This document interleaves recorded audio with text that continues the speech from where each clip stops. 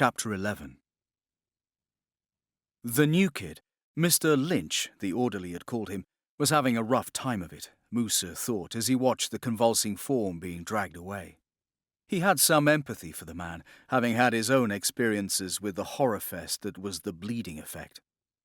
He hadn't caught Lynch's first name, but someone else would know it. Each of them was like a part of a whole. One would hear something, another something else. That's what a brotherhood was. Musa grinned as one of the guards approached, trying to act all casual. He'd been watching the interplay between the two inmates. They were supposed to think of themselves as patients, but that was bullshit, and was suspicious of it. "Want to sit down and play a game with me, big man?" Musa asked genially, placing his cups on the table. "You got nothing I want if I win," the guard pointed out, quite reasonably. Musa cackled. "You got that right," he said, then added thoughtfully, "Or do I? I got me a pair of sharp eyes and sharp ears." He nodded his head at the door through which the hallucinating Lynch had just been dragged. "Could be useful things." The guard eyed him, and then cautiously sat down at the table. Musa lifted the cup on the right, showing him the small round ball hiding underneath it. The guard pointed at the others. "Let me see them." Musa, grinning, obliged. "And the bottoms of all of them," the guard added. "Your mother didn't raise a fool," Musa said, though as far as he was concerned, that remained to be seen. Others were taking an interest now. They always liked to watch Musa perform. That hadn't always been the case. When he had first been brought in, drunk as a lord, he'd been mostly a simple street thief in Atlanta, lifting wallets, snatching purses, engaging in the occasional bar fight, nothing more complicated than that. Except for that time or two when he'd had to fight for his prizes. Cops had found the bodies, but they'd never found him. He was too clever. But in the 5 years since he had been here, was it 5? It was hard to reckon time in the changeless blue glow of this place, and that damned machine played tricks on the mind. Things had changed. Musa's natural deftness had increased 1,000-fold, and whereas he had once been content to let others play the games and manipulate and control, he was now the ringleader of this little circus. "We don't know who he is, what he is, anything," Emir had said when Lynch had first come into the room, walking with that cautious stance that Musa fully understood. "We all started out as strangers," Musa pointed out, adding, "Some of us started out as enemies." Emir frowned. He could not deny the truth of Musa's statement, but he had the best instincts of all of them, and it was clear that something about the newcomer troubled him deeply. "Look how he moves, Musa, how he holds himself. He's closer to his ancestry already than we were for a long time, but we don't know which ancestor it might be. That makes for a dangerous man." But Musa was curious. Plenty of others had come this way with just that expression and attitude, including Musa himself. "Give him a little more time, Amir," he had said to his friend. "The man may prove to have some noble blood in him yet." He had introduced himself to the pioneer with a second name, Baptiste. Everyone here had second names. Or was it a first name? Because, as he had told Lynch, Baptiste, who had indeed been a voodoo poisoner, had also been dead for 200 years. But the Abstergo Foundation had found Musa, and through him they had dug up Baptiste. And after all this time spent in the Animus, living through his ancestors' memories, the sly, intelligent killer of centuries past had come to reside comfortably alongside Musa in that man's skin. Baptiste had not been a nice person. Not at all. He had been trained as an assassin and had been a member of that brotherhood for 30 years. But when his mentor was killed, Baptiste had abandoned the brotherhood. Pretending to be his mentor, Baptiste formed his own cult and revelled in directing his followers to kill as suited him. Later, he would plan to join the Templars. And so, quite reasonably, as he had reminded Emir, the inmates hadn't trusted Musa. And at first, he'd proved them right. He'd gone along with what the Templars had asked of him, just as his ancestor had, for some time. Until the day came that Musa realized that today's Templars weren't about to keep their word any better than yesterday's Templars had done, and that they had been the only ones to benefit from the knowledge they had ripped from him. Hell, the Templars hadn't even given him cake when he had asked for it on his birthday, which was... He didn't remember anymore. What kind of ungrateful shit was that? Too bad he couldn't get his hands on any poison. The plants that the Templars allowed the inmates to grow were all completely harmless. Musa manipulated the cups swiftly, his fingers feather-light as he touched them. The guard kept his eyes glued on the swiftly moving objects, his mouth a thin, determined line of concentration. After a few more feints and shifting, Musa stopped and looked at the guard expectantly. The other man reached out and tapped the cup in the middle. Feigning sadness, Musa lifted it to reveal that the cup concealed nothing, and then lifted the one on the right. The small ball sat beneath it. "Ah, too bad. Best 2 out of 3, he offered. The guard glowered, then nodded. Again, the cups moved quickly. Musa had turned to the assassins. It had taken time, but he had proved his trustworthiness to them. Now, he was the one they turned to. Each had his or her own skill set, their own knowledge and strengths. But it was Musa, the trickster, the one who played the fool and the madman in order to glean information, who had the final say on things. They listened to him, trusted his judgment. He was always the one sent out to vet the newcomers. And there was something about this pioneer that had seized his interest. Lynch could be the one they had been hoping for, or the one they feared above others. Their protector, or their doom. Musa was feeling charitable, so he slowed his motions down just enough so that the guard this time was able to select the correct cup. "Well, look at that," he exclaimed. "I got a shiny little thing hiding out underneath this. You got some sharp eyes, man. Bet nothing gets past you. I won. So, what do you have for me? Not one for chit-chat, are you?" Musa looked around, as if making sure they wouldn't be heard, then leaned in closer to the guard. "I know something about the new patient," he said, his lips almost brushing the guard's ears. "Yeah? He likes his steak rare," Musa said, then pulled back, looking completely serious. The guard flushed beet red, but Dr. Rickin had forbidden any violence against her patients unless absolutely necessary. Still, Musa was well aware that the guard would probably find some way to get back at him, but he didn't care. Inside, Baptiste was laughing his head off. Sophia's stomach knotted as she watched Cal gasp and cower, strike at empty air and shout defiance. She had seen this before, many times. The first time she had witnessed it, she had been distressed by it. Eventually, though, she had grown inured to it, though she took no delight in watching. It was a necessary part of her research, and she always had to keep the end goal in mind.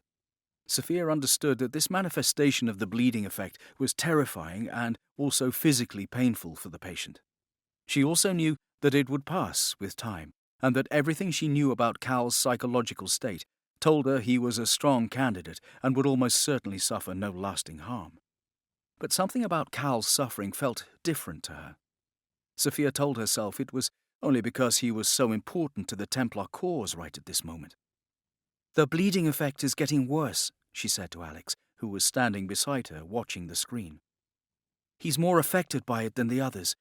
Give him 400 milligrams of Seroquel for the hallucinations." Alex looked at her, a little surprised by her concern, but nodded and left, silent in his rubber-soled shoes. She stood a moment longer, watching Cal and gnawing on a thumbnail. The Seroquel should do him some good. If not, she'd have to think of something else. Sophia returned to her work, which had always been a source of comfort, pride, and distraction.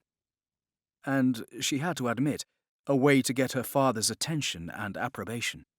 It was no real surprise to her that she had gravitated to science and technology rather than other interests.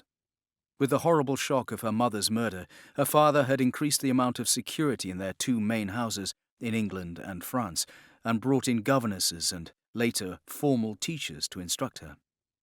She didn't know how to interact with her fellow humans, and computer technology had been a key part of her lessons and her entertainment. Despite the trauma of the nature of his mother's death, Cal at least had had her presence in his life till the age of 7. Sophia had lost her mother when she was 4. She didn't remember much. A faint image here and there, the sound of a laugh, or a line from one of the books her mother often read aloud. The pet name of Sophie, the scent of lilacs, and the softness of a cheek. Butterfly kisses. Sophia even had memories, happy memories, of her father from that time. He was kinder then, and laughed more. She remembered being swung up on his shoulders, going from the smallest to the tallest in the room, and looking up at the comforting shapes of both parents tucking her in bed. But once the bright light that was Mama had winked out of her daughter's life, everything had changed. Sophia would wake at night screaming, terrified that the assassins had come for her father too, and she would be all alone in the world. She'd wanted her father to come to her room on those awful nights, to scoop her up and tell his Sophie that the assassins would never come for either of them, that he would keep her safe. But that had never happened. Sophia, no longer Sophie, had been largely left to her own devices. Her father had a global corporation to run after all, and had duties she had only begun to learn about as a teenager in his role as a Grand Master Templar. As the years passed and Sophia began to contribute more and more to advancing Abstergo's animus technology, he had given her more important tasks and titles. The Madrid Centre was hers, except, like all things, it wasn't really. Not to ourselves, but to the future give glory, was a commonly heard phrase among the Templars. It was a lovely thought, but more often than not, it was to the elders and to Alan Rickon that glory was given. Sophia heard soft footfalls behind her and smelled her father's aftershave. She smiled to herself. Speak of the devil, she thought. He has to go back in the animus, Rickon said without preamble. Sophia looked up from her work. Now. She looked at him incredulously. Can't you see what's happening to him? Sophia asked. The bleeding effect is hitting him very hard. He needs more time before he goes in, for us to prepare. We don't have time, Rickon interrupted, cold and deliberate. A chill went through Sophia. Why? She demanded. What was her father keeping from her? He did not answer. It would not be the first time. Sophia understood the demands placed on him, though she did not know the particulars. There were certain things he was not permitted to say, questions he wasn't allowed to answer, although, the older she grew, the more she wondered if it was less that his hands were tied than that he simply liked to keep secrets. This time, though, she knew it wasn't the playing of a game that made him hold his tongue. Something had happened. Considering he had flown back to London last night to report to the elders, she made the assumption that they had told him something that had forced this new urgency upon him. The silence stretched uncomfortably between them. His brown eyes were fixed on the screen. It was not a pleasant sight. Despite the medication she had prescribed for him, Callum Lynch was now curled into a tight ball on the floor, rocking back and forth. Alan Rickon was used to being in charge, to having all his orders obeyed immediately and without question. Father and daughter had butted heads before. He was not a scientist, he was a businessman, and he was more interested in results than in anything. Send him back in, Sophia. Not in a couple of days, not in a few hours. Now. Sophia knew she could not risk growing too attached to her test subjects. But she was also their protector, and she made a decision. You know as well as I do that he'll die in there if he isn't ready. Then see to it that he is. She closed the distance between herself and her father, turning her face up to him defiantly. I won't risk his life. That got his attention. He looked at her for a moment, his expression sad. Then, reluctantly but firmly, he said words that chilled his daughter to the bone. Then I'll have to find someone else to do it. Sophia stared at him as he walked out without another word or a backward glance, and groped for her chair, almost collapsing into it. She gripped the back of the chair till her knuckles turned white, forcing herself to breathe deeply. When she was 8 years old, she had found a stray dog. He had been a mutt, absolutely crawling with fleas, big and gangly and uncontrollable, but she had fallen in love with him on the spot. Her father had told her that under no circumstances would Oscar, as she had named him, for no reason she could fathom then or now, be allowed to stay. Sophia wasn't a girl of many tears, but she'd flung herself on the animal, sobbing her heart out. She'd felt the matted fur against her cheek, his body heat against her, his heart beating quickly. For the first time since her mother's death, Sophia experienced a connection to some other living creature, one that needed her, that she could take care of, as her mother had taken care of her. Of course, she couldn't articulate such a complicated thought at that age. All she could do was cry and cling to Oscar and beg. Sophia promised her father she'd take care of everything. She would feed, bathe, and train him. He would be a good dog, she had vowed, the best dog. Oscar would be grateful to have been rescued, and he would love her. And if he would let her have Oscar, she, Sophia Ricken, would be a good girl, the best girl. She wouldn't let her grade slip. She'd do everything her teachers asked of her. Eventually, her father had relented, but said he'd hold her to her promises. Sophia kept her word. She bathed Oscar and fed him, and worked diligently on house-training him. She even taught him to sit and stay. Then, one day, while she was taking him for a walk, he'd slipped his leash to go after a squirrel. He refused to come when she called, and finally she cornered him and made a grab for his collar. He'd been overexcited and frightened, and not unexpectedly for a stray animal, had bitten her. It hadn't been a bad bite, but it had broken the skin. Bleeding, Sophia had gotten the leash reattached, and they had gone home, blood streaming down her arm. Her father had gone through the roof. Sophia had been bundled into the car and taken to the Rickens' private physician, where she had received 10 stitches. She still had the scar, and now, as she stared at the monitor, at Callum Lynch curled up, weeping, shivering, and striking out savagely at enemies that existed only in his mind, she found herself tracing the almost invisible white line on her wrist with a thumb. She'd gotten stitches. Oscar had gotten shot. When she had found out and confronted her father, all he had said was, "I don't like seeing you get hurt." Growing up, looking back on the incident, Sophia had rationalized that her father had indeed been upset at the thought of his only child being attacked by an animal, even one whose reaction to the situation had not been unexpected or even severe. She had told herself that, so soon after losing her mother, her father couldn't bear to think of anything bad happening to his daughter. But now she understood. Alan Ricken hadn't been an overprotective father trying to protect a beloved child. He had been exercising his right to control the situation.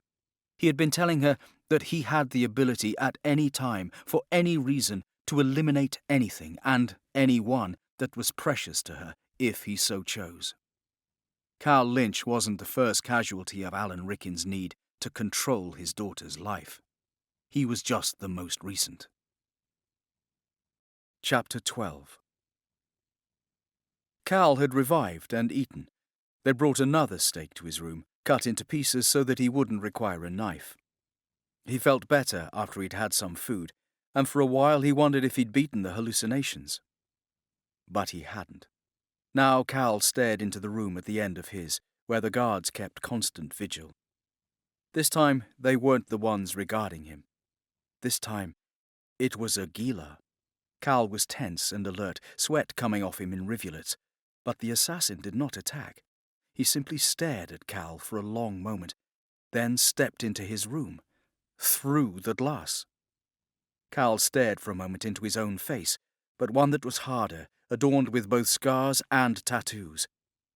This is a hallucination. It's not real. What happens in the animus is not real, not for me. This is just the bleeding effect. He was surprised the image was so calm. Perhaps his mind was working through this and was going to have the assassin speak to him. Instead, as he had done before, the assassin lunged. But this time Cal was ready. He got his left arm up in time to knock aside Aguilar's attempted stiff-handed jab at his throat, and his right to strike hard at the assassin's second attempt. Aguilar feinted, then whirled and kicked out, his foot barely missing Cal's stomach. Cal was no stranger to brawling. He had gotten into more fistfights than there were stars in the sky since that day. But now, for the first time since the bleeding effect had descended upon him, twisting reality and grabbing him by the throat, Cal was in control of his actions. Before, the images of assassins had simply terrorized him, whispering accusations, stabbing him, slitting his throat. His brain had been flooded with unreasoning fear. But this time, things were very different. He knew how Aguilar had behaved previously, when he was trying to kill Cal. He had succeeded then. This wasn't an attack, at least not like the others had been.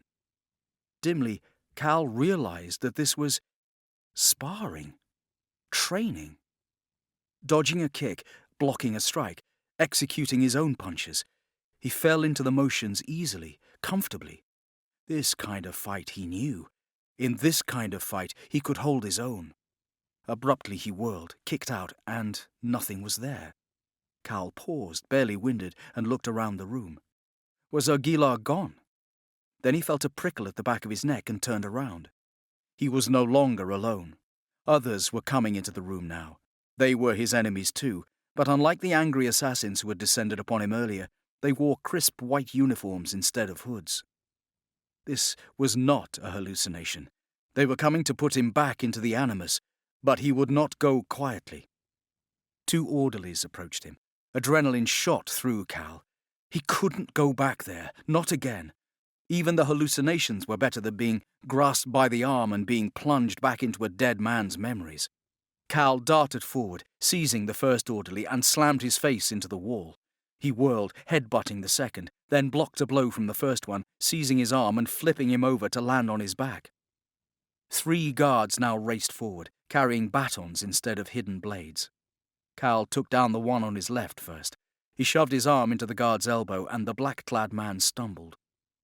Cal immediately went for the one on his right, landing a solid punch to her jaw and sending her reeling backward. A 4th guard had entered the room, and he and the middle one managed to seize Cal's arms, attempting to immobilize him. He would have none of it, using their grip on him as leverage to lift his legs and land a brutal kick into the midsection of the newcomer. But the guard he'd punched had recovered, and she smiled with grim pleasure as she struck him across the face with her stick. It almost, but not quite, knocked him out. His body succumbed even as his spirit raged, and he sagged in their grasp, his world blurry as they dragged him out of the room. They paused at the door. His head throbbing, Cal blinked, steeling himself against the pain as he raised his head to look up at a large man in a guard uniform with heavy-lidded, expressionless eyes. "You're up, slugger," the man said. No, he couldn't do it. Abruptly, Cal seized on his greatest fear and weaponized it. "I'm crazy," he said through the blood that was pouring out of his mouth. They ignored him and began dragging him down the corridor. As fear spurted through him at the thought of again entering the body and mind of Aguilar de Nerja, an image from that long-ago day flashed into his mind. The old, battered radio, playing the Patsy Cline song, Crazy. Cal started to sing, or more accurately, scream the song. He sang, wildly off-key, desperate to prolong the inevitable. It was a simple game of poker, and it was anything but. Nathan's turn to deal was up, and he passed out cards with seeming calm. Ordinarily, the guards were kept out of sight, behind the 2-way mirrored wall. A few had come out when Lynch had appeared earlier. Now the place was crawling with them. Emir glanced up, then back down at his cards. "They're putting him back in again," he said. No one said anything. They all knew. Musa picked up his cards without looking at them, his eyes on the orderlies. "They're rushing him. He ain't ready to go back in again, not with a breakdown like the one we saw. Pioneer couldn't even stay steady long enough to eat that nice juicy steak he ordered. That man doesn't even know who he is yet, much less which side he's on." "Then," Nathan said, fanning his cards out, "we should stop him before he betrays us." The others were calmer than he was. Nathan had been brought in spoiling for a fight, ready to take a swing at anyone for looking at him wrong. He had gradually learned to exert better self-control, but not completely. Musa had chided Nathan for his words to Lynch earlier, but the boy wasn't sorry. Everything in Nathan screamed that the man Musa was fond of calling the pioneer was a threat. And sometimes it was better to be wrong and safe than right and dead. Every night, Nathan awoke covered in sweat and absolutely terrified. Intellectually, he understood what was going on.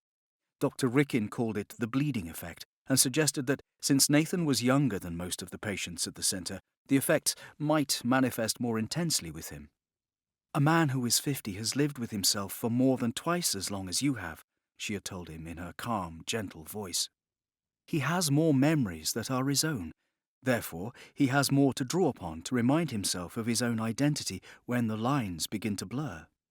And she'd smiled, that sweet smile that always made Nathan wonder if maybe he was wrong. Maybe she wasn't entirely on the Templar side of things.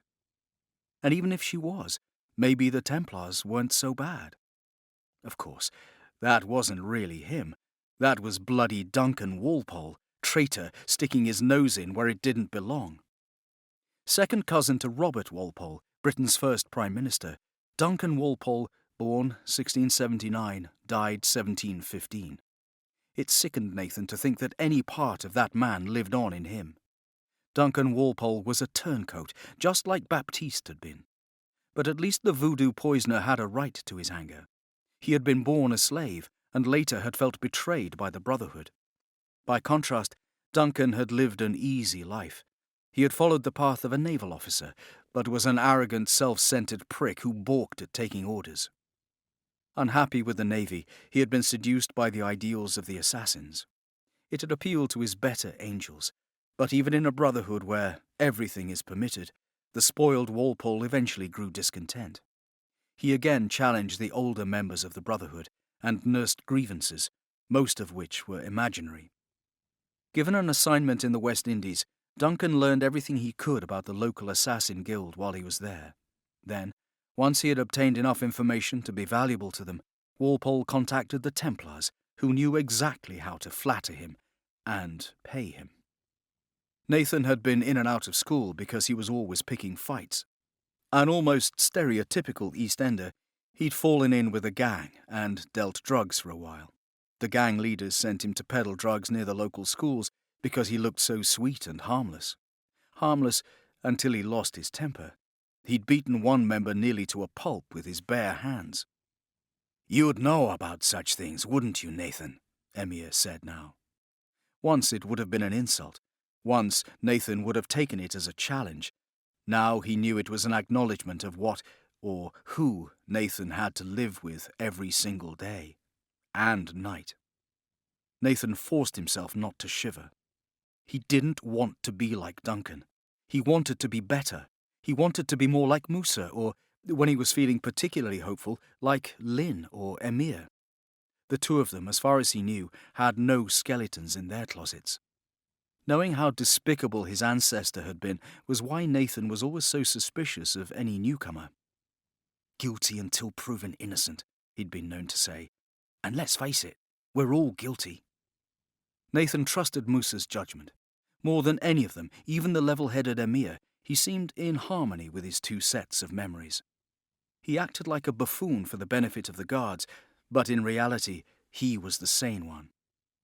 "I do know about such things," Nathan replied calmly. His gaze flickered to one of the guards. "They're watching us like hawks." "Musa's right. They shouldn't be putting him back in the animus yet. If they're pushing him that hard, that's because he knows something very important, and he might decide to pick the wrong side." They couldn't afford to give this newcomer the benefit of a doubt, not if, as Musa suspected, he was going to be either the one to get them out of here or the one to get them all killed. Musa met his gaze. Two assassins who had turned Templar and who understood one another well. Musa looked back down at his cards and grunted. "Well, will you look at that?" he said, and placed down 4 cards. There were 2 black aces and 2 black eights. "Dead man's hand." 4 cards. 4 guardians of the apple. "What about the 5th card?" asked Nathan. "5th card was a bullet to the brain," Musa said. They were all in agreement. Cal's broken howling of song lyrics reached Sophia's ears before the man himself did, and she had to force herself not to wince in empathy. It was too soon, far too soon, to put him back in. She had heard that tone of despair and terror in the voices of previous subjects. Sometimes the essence of who that person truly was vanished shortly after Sophia heard that tone. And that person never returned. Damn it. Set the date for the 6th, Sophia told Alex. Cal's voice, high-pitched and desperate, continued to shriek ghoulishly appropriate lyrics. Sophia's hands clenched. If his condition deteriorates... She took a deep breath. Pull him out. Alex turned to her, his high brow furrowing. But your father, he began. Sophia cut him off. I don't care what my father said, she murmured, acutely aware that the man under discussion was watching everything from his office window. She strode out onto the floor and looked as the arm, gripping Cal firmly about his waist, raised him over her head. Cal all but sobbed now, his face a rictus of a smile, as he wondered along with Patsy Cline what he had done. He looked terrible. He was bloody from being subdued in his room. His eyes were wild, he was sweating, and his chest heaved as he hyperventilated. Sophia's own chest ached in sympathy. Damn her father anyway. This should not be happening. Once, as a little girl, she had sat for hours outside her childhood home, patient as the hills, sunflower seeds cupped in her tiny hand, waiting for squirrels or chipmunks to accept her offering. Her body grew stiff from sitting, and one of her feet fell asleep. It didn't matter. It was all worth it when one small, bright-eyed creature poked its nose out from around a tree. With jerky movements, ready to flee, the chipmunk made an indirect approach. It had just placed its tiny, clawed forepaws on her thumb, staring up at her with big eyes, its heart pounding so fast she could see the motion through the fur on its white chest, when her father had emerged, shouting at the chipmunk to go away. It had vanished in a brown blur. The next day, and the next, despite her father's orders, she had sat outside, waiting. It had never returned.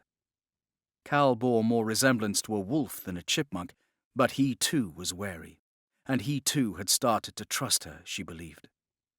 But instead of simply chasing him away, her father had issued instructions that Cal be beaten into submission, hauled forth and shoved into a machine he barely understood and was obviously terrified of. It was cruel. It was wrong, and in a bitter irony, she knew it was going to in the end set them back, perhaps irrecoverably, while her father was so keen on getting results instantly. Sophia had one shot at protecting Cal from damage, right here, right now, and she had to make it count. Cal, she said, her voice strong and commanding, listen to me. He only sang, shouted, louder, trying to drown her out, trying to put up any kind of barrier to protect who he was before experiencing what he was going to be forced to endure. The irony, the danger was that the only way for his mind to be safe was if he completely embraced what was going to happen. If he did not try to hold it at arm's length or drown it out by screaming louder than the memory. Listen to me, she shouted. You have to concentrate. You have to focus on the memories. Was she getting through? Sophia couldn't tell. She pressed on. You have to stay with Aguilar. The name caught his attention, and Cal looked down, blinking, trying to focus, still madly singing. Except it wasn't madness. It was a fierce bid to keep a grip on sanity. Sophia had studied this man intensely. She did, as she had told him openly, know everything about him. And the man suspended above her, panting and struggling not to shatter, reminded her of the little boy in the old Polaroids, so strongly it hurt. What was the line from Shakespeare? She thought distractedly. I must be cruel only to be kind. She had to drum it into him. He would listen, do as she said, or he would become like so many others before him, a body with a shattered brain, caught eternally between the past and the present. Sophia would not let that happen. Not to Cal. She repeated the command. "Cal, you have to stay with Aguilar." There was nothing in this world that he wanted less, she could tell. But she could also tell that he heard her. And then he was in. Chapter 13. The below-ground holding area was hot and stifling. Dust wafted in air that reeked of sweat, blood, urine, and feces. Aguilar, Maria, and Benedicto were not alone in their captivity. Over a dozen other prisoners joined them. There had been more a few hours ago.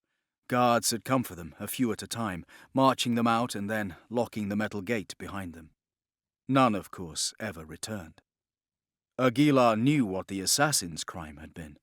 He neither knew nor cared what the other poor wretches had done to earn a fate such as that which awaited them. Some wept quietly, others sobbed, rackingly and loudly, begging for mercy. Still others sat with blank expressions, as if completely unaware of their present circumstances. All were in various states of agony and exhaustion, and were securely chained with their backs to the cold stone walls, their arms cuffed at the waist and linked to rings a few feet over their heads. Movement was limited, but possible, and while the pose was extremely uncomfortable, it was not in itself an extra torment. The 3 assassins had been the last ones brought in a few days ago. They were the only ones left of their brotherhood. All the others had been killed in the attempted rescue of Prince Ahmed. Maria and Aguilar had been shackled beside one another. Their proximity offered them no comfort.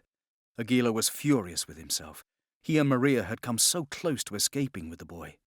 But Ojeda had hauled him up by his own grappling rope, and Aguilar had been forced to watch the boy be handed right back to his captors.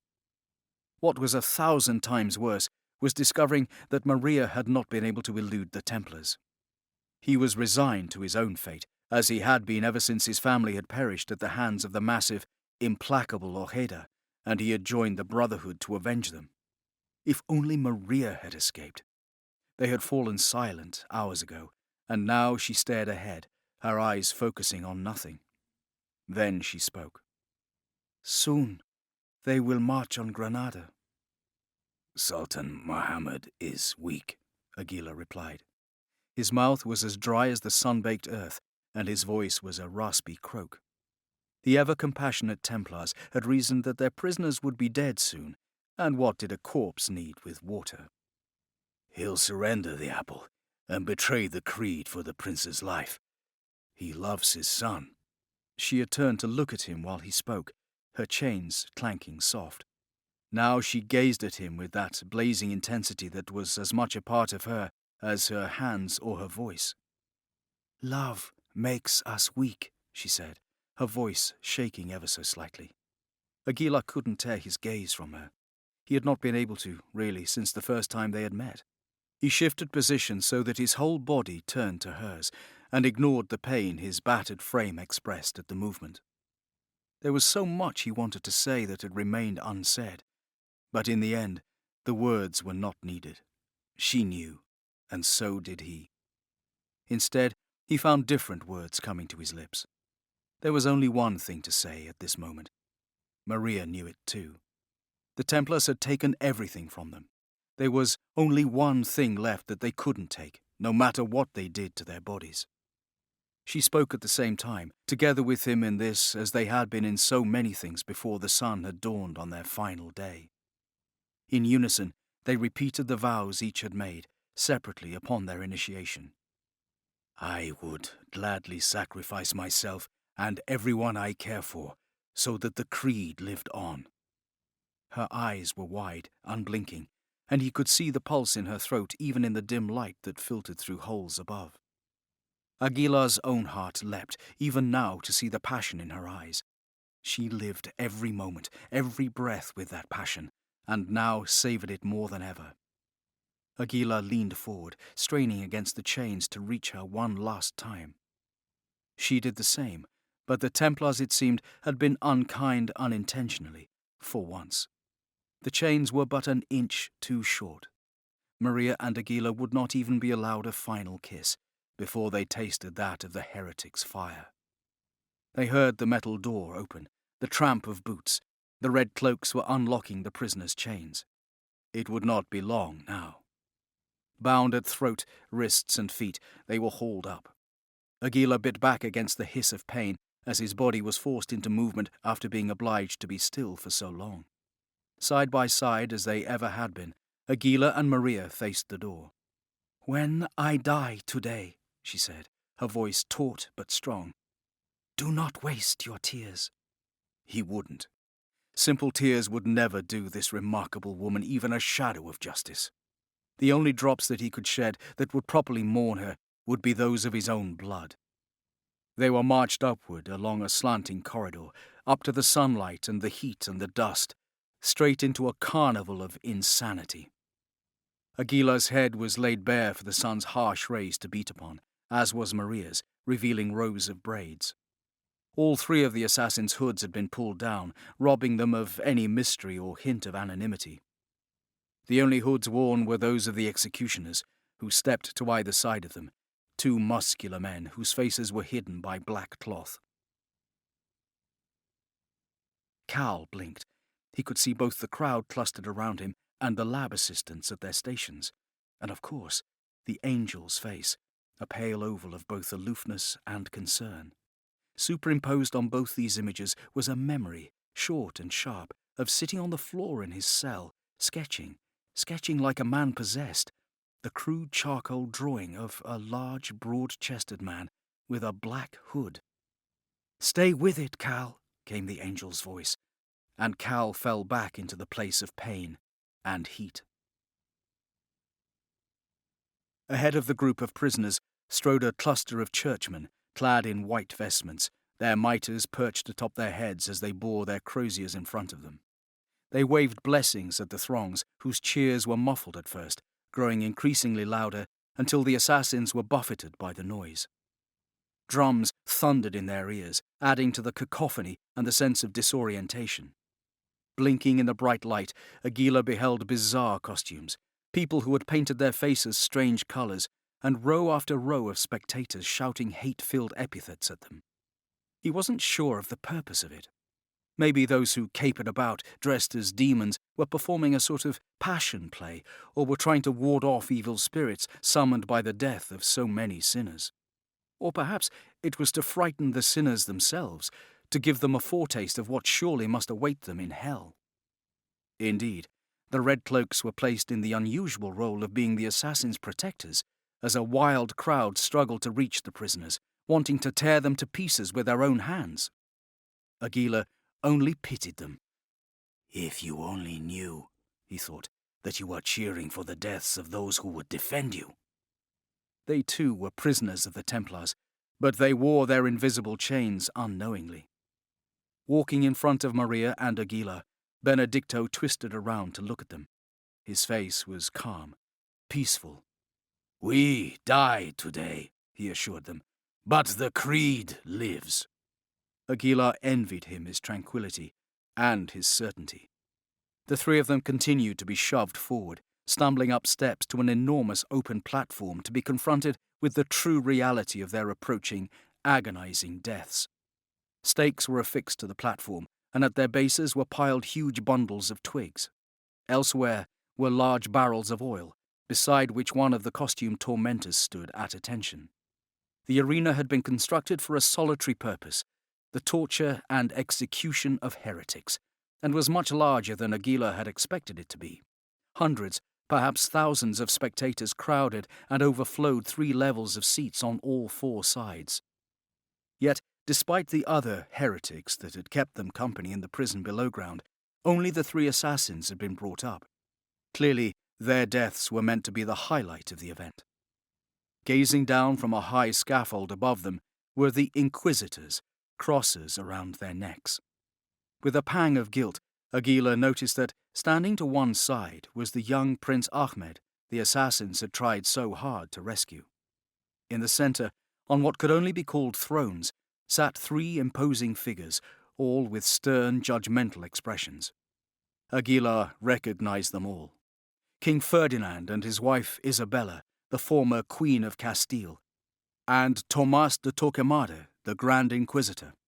For all the power he wielded and all the terror he inspired, he was a small man, almost dwarfed by the regal king and queen as he sat in a chair between them. If Ojeda had been the man who had captured Aguilar's parents and brought them to a place such as this, then it was Torquemada who had issued the orders for and presided over their deaths.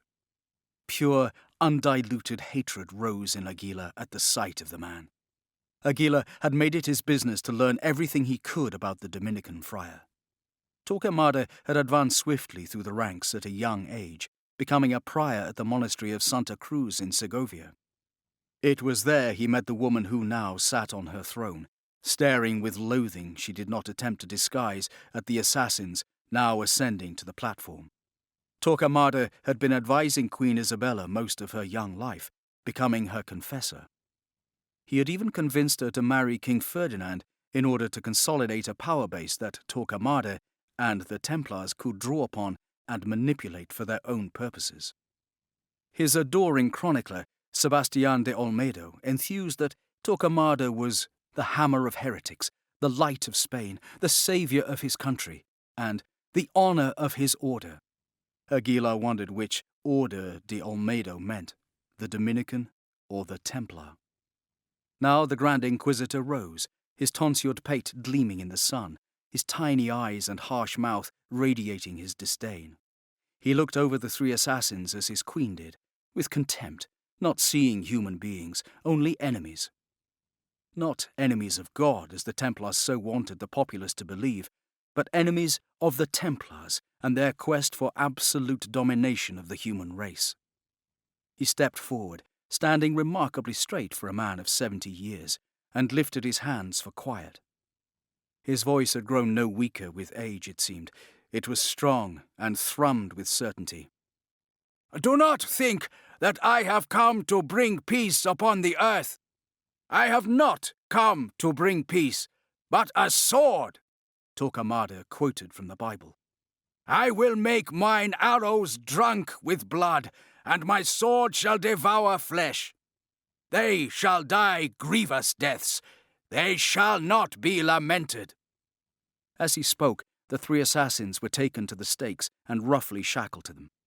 Benedicto, as the mentor, stood unaccompanied at his stake. Aguilar and Maria were led to a single one, the chains that bound their hands looped up and held in place by a spike at the top, their throats still encircled by links of iron. One of the costumed demons scooped up a bucket full of oil, grinning in anticipation, and emptied it at Aguilar and Maria's feet. "They shall be consumed by the sword and by famine, and their carcasses shall be meat for the fowls of heaven and for the beasts of the earth," continued Torquemada. He was relishing every moment of this. Another grotesquely costumed man, looking like an enormous red bird with hands for claws, emptied a bucket of oil on Benedicto's pile. Torquemada lowered his hands.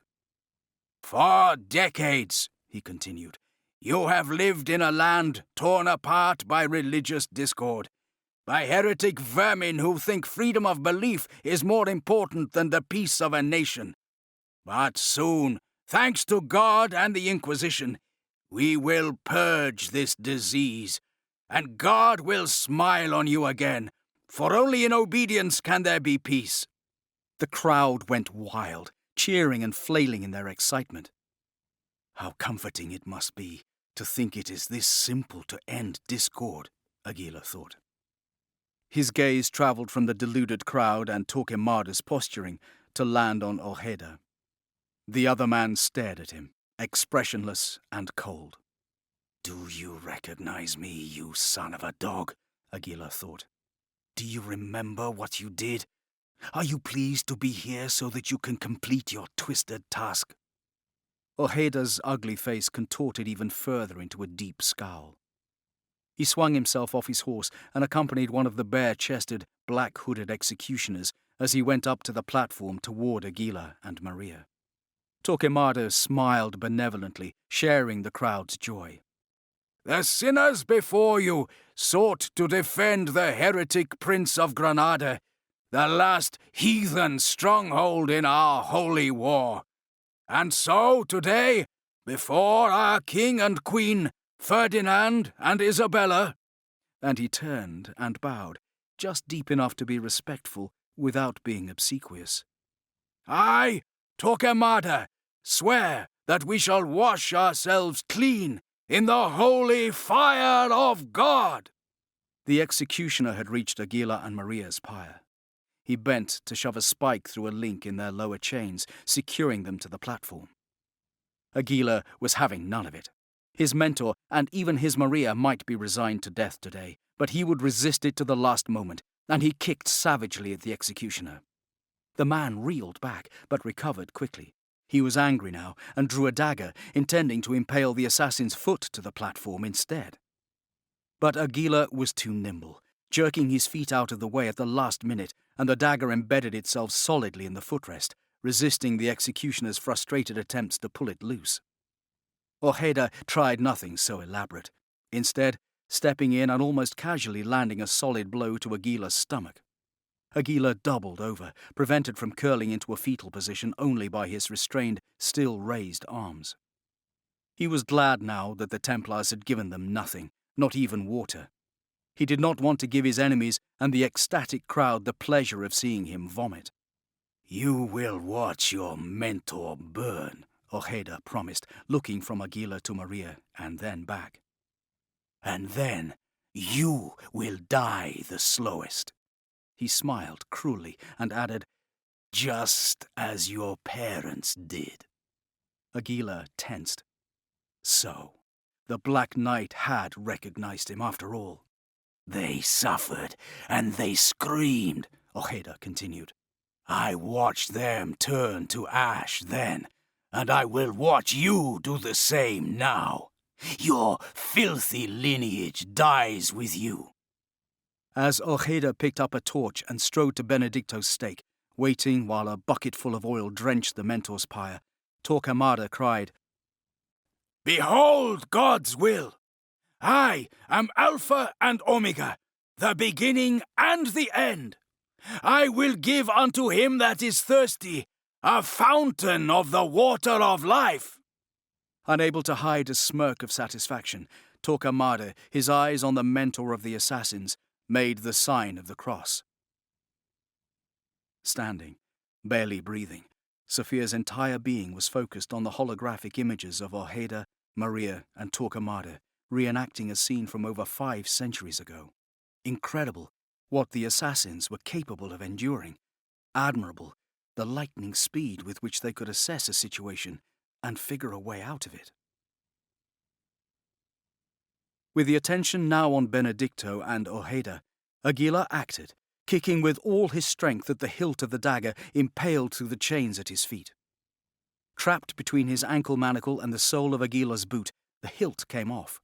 The blade and the metal core around which the hilt had been crafted remained embedded in the wooden footrest. Maria was chained with her back to him, but she gasped, and he knew that she had seen, and she knew what it meant. So many times they had worked together so smoothly, as a single entity, knowing what the other was thinking. Now he could feel her tension, her readiness. He was so grateful to have her. They were the perfect team in all things. Again and again, Aguilar brought his ankle shackle down, using the slender core of the dagger to push at the shackle's pin. With each blow, he shoved the pin up just a little further. "Come on! Come on!" The crowd was almost frenzied now, whipped to a fervour by the Inquisitor's words and Ojeda's actions. Some of the strangely costumed onlookers were dancing among the crowd, and the roar was almost deafening. Ojeda peered up at Benedicto, who lifted his head defiantly. Assassin and Templar regarded one another with utter loathing. "Not to ourselves, but to the future give glory," he told the assassin mentor. Benedicto closed his eyes tightly, steeling himself for what was to come. Ojeda touched the flaming torch to the oil-saturated wood. An orange flame sheeted up around the assassin mentor. Chapter 14. Aguilar had wrested free and spun himself around, but he froze, transfixed with horror and unable to tear his sickened gaze away from the spectacle. He saw not only his mentor, but his parents, standing at their own stakes, just like this, blessed by a man who served no god, but only himself. "Padre, Madre! Benedicto screamed in agony, his body engulfed by hungry orange-yellow flames and the stench of burning flesh. Cal gagged, sickened by a smell that was not present, his mind galloping back again to the art he had plastered on the walls of his cell. The image of a dark shape, unrecognizable, surrounded by a nimbus of fire that consumed and enfolded him. His mother, staring, her lifeblood dripping on the linoleum. He shut his eyes, turning away from all of it, seeking reprieve. "Cal! Don't! You must stay with Aguilar!" The voice of the angel, sweet and cruel and commanding. He was Cal, and he was Aguilar, and someone he loved was dying the worst death conceivable. But someone else was still alive. "Maria!" Cal shouted, and hurtled back into the memory. Aguilar shook off the paralyzing moment of fear, where past and present converged in a grotesque conflagration. His parents and Benedicto would want him and Maria to live, to complete their mission, and his mentor would be honored to know that his death had given them the chance to do so. Aguilar hoped that, somehow, Benedicto knew. There was nothing he could do for his mentor now. Like a fish leaping from the water, Aguilar hurled himself forward and around so he faced the stake, then placed his feet against it, climbing it and somersaulting so that the chains fastened to his wrists unlooped and he had room to maneuver. He and Maria were still linked together by the chains around their neck, and his movement away from the stake yanked her closer to it, choking her. Aguilar seized a sword from one of the guards, pulling it from its hilt and bringing it sweeping across its owner's throat. He continued the sweep all the way around, slamming the sword into the chains that bound Maria's feet. Though still linked at their throats, they fought together, in harmony. He with the sword, she, hand still chained to the stake, with booted feet and powerful legs. Sophia stared, watching Cal with wide eyes. He was no longer simply being moved by the animus. He himself was moving, the blows that turned holographic Templars into ghostly black nothingness, coming smoothly, easily, naturally. He was an active participant in the regression now, not a helpless puppet manipulated by a machine. She had been concerned earlier as she watched Cal twice appear about to slip out of the simulation, something that could easily mean the death of Sophia's attempt to locate the apple, and the death of Callum Lynch. She wasn't sure what had upset him so greatly. She could only see his actions and their effects. She could not read his mind. Only he had known what he saw. But it seemed that he had crossed some sort of threshold that would forever be hidden from her, and she was so very grateful. "He's synchronizing," she whispered, and her lips curved in a tremulous smile. This was going to work. One of the guards recovered enough to seize a torch and hurl it onto Maria's pyre. He paid for the move with his life as Aguilar hurled his sword across the distance straight into the guard's chest. The wood had not yet been saturated with oil, so flames did not leap wildly, but the dry tinder caught nonetheless. Maria spun on the stake, keeping her body as far away from the fire below her as possible. The bloodthirsty cries from the crowd had turned into shrieks of panic. Torquemada, his beautiful ceremony thrown into chaos, was shouting orders to his followers.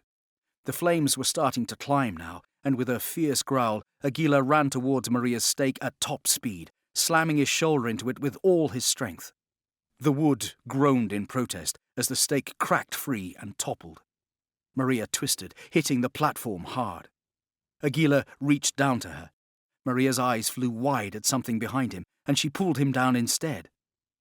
He rolled to see one of the executioners raising his axe, and realized Maria had saved his life. Grabbing her leg, Aguilar pulled her backward. The executioner could not halt the blow already in motion, and so the axe, meant to sever Maria's neck, severed her chains instead. Liberated, she flipped forward and landed on her feet. Aguilar charged the executioner, who was strong but slow. As always, Maria knew what he was thinking. Together, they wrapped the chain that connected their necks, pulling it tight around the man's thick one to throttle him. A quick tug, and it was over, and the executioner sagged and slumped toward the planks. Aguilar seized the dead man's axe and hurled it toward one of the barrels, Then he and Maria raced towards a set of stairs leading up into the stands. Oil began to spill across the stage, flowing seemingly like a living thing into Benedicto's pyre. The stage exploded with a deafening boom, birthing an inferno. As the pair of assassins leapt up the stairs, Templars were burning to death in their stead, screaming in torment. It would seem that Grand Inquisitor Torquemada had been overeager for his fiery entertainment, as there was scaffolding that had not yet been cleared away. Aguilar made straight for it, with Maria right at his heels. They launched themselves at it, climbing furiously. When they reached the top, Aguilar and Maria paused for a moment, catching their breaths and assessing the situation. Below them, the white smudge of Torquemada's face, contorted in anger, stared up at them. He was shouting and gesticulating, and Aguilar saw that his enemy had somehow eluded the flames. Ojeda, cape flapping behind him, had mounted his black warhorse and was giving chase. Wordlessly, the pair flipped up their hoods, reclaiming their identities as assassins with the gesture, then headed for the roofs of Seville. Black, oily smoke mixed with a near-omnipresent dust as they ran. They were not unchallenged. Torquemada, or perhaps King Ferdinand, had anticipated that there might be an escape attempt, and archers had been positioned on the rooftops. Now they flung aside their crossbows and drew their swords, charging the two. But skilled though the soldiers might have been with their weapons, they lacked the agility and grace of the assassins, who found fighting and running on rooftops as easy as breathing.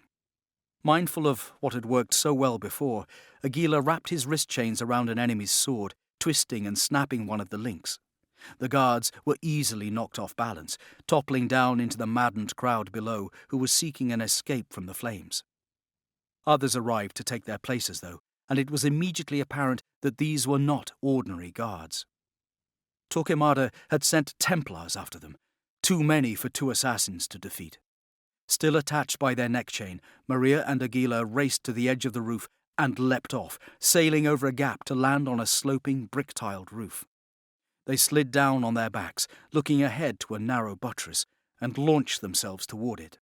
Aguilar and Maria then began to leap from ledge to overhang to roof, always making sure they were never too far away from one another, trying desperately to shake off the dogged Templars at their heels. Aguilar heard one of them cry out, as, in a futile attempt to follow the assassins as they jumped nimbly from one small foothold to the other, the Templar lost his footing and tumbled to the streets far below. A quick glance down revealed to Aguilar that the broken body of the Templar had fallen not amongst terrified crowd members, but amongst his own brethren. They were running through the streets, their faces peering upward, some on foot and some on horseback. Aguilar heard a humming sound as a crossbow bolt whizzed past, too close for comfort. Maria and Aguilar had reached the end of this stretch of rooftop and leapt in tandem to a narrow balustrade. Aguilar, slightly ahead, landed solidly, but Maria's foot slipped. She fell, grasping onto the chain that still bound them together. Aguilar's hand shot out, seizing the chain as well, and hauled her back. Old stone crumbled beneath them, and they immediately leapt again. This time, they surprised a group of bare-chested, dust-covered stonemasons who stared at them blankly in shock. They offered no resistance or complaint as Maria's hand darted out and closed on a chisel. She squatted, letting the chain stretch out flat on the roof's surface, and looked up at Aguilar expectantly. He was already grabbing a hammer out of one of the mason's unresisting hands. With a single powerful blow, the chain snapped, and they were off and running again, the masons staring after them. Aguilar allowed himself a hint of amusement at the thought of what these men would be telling their families at the next mealtime. Aguilar had lost track of the layout of the city at this point, but as long as they were on a roof, they had the advantage. Assassins were trained to maneuver in such places in a way the Templars were not.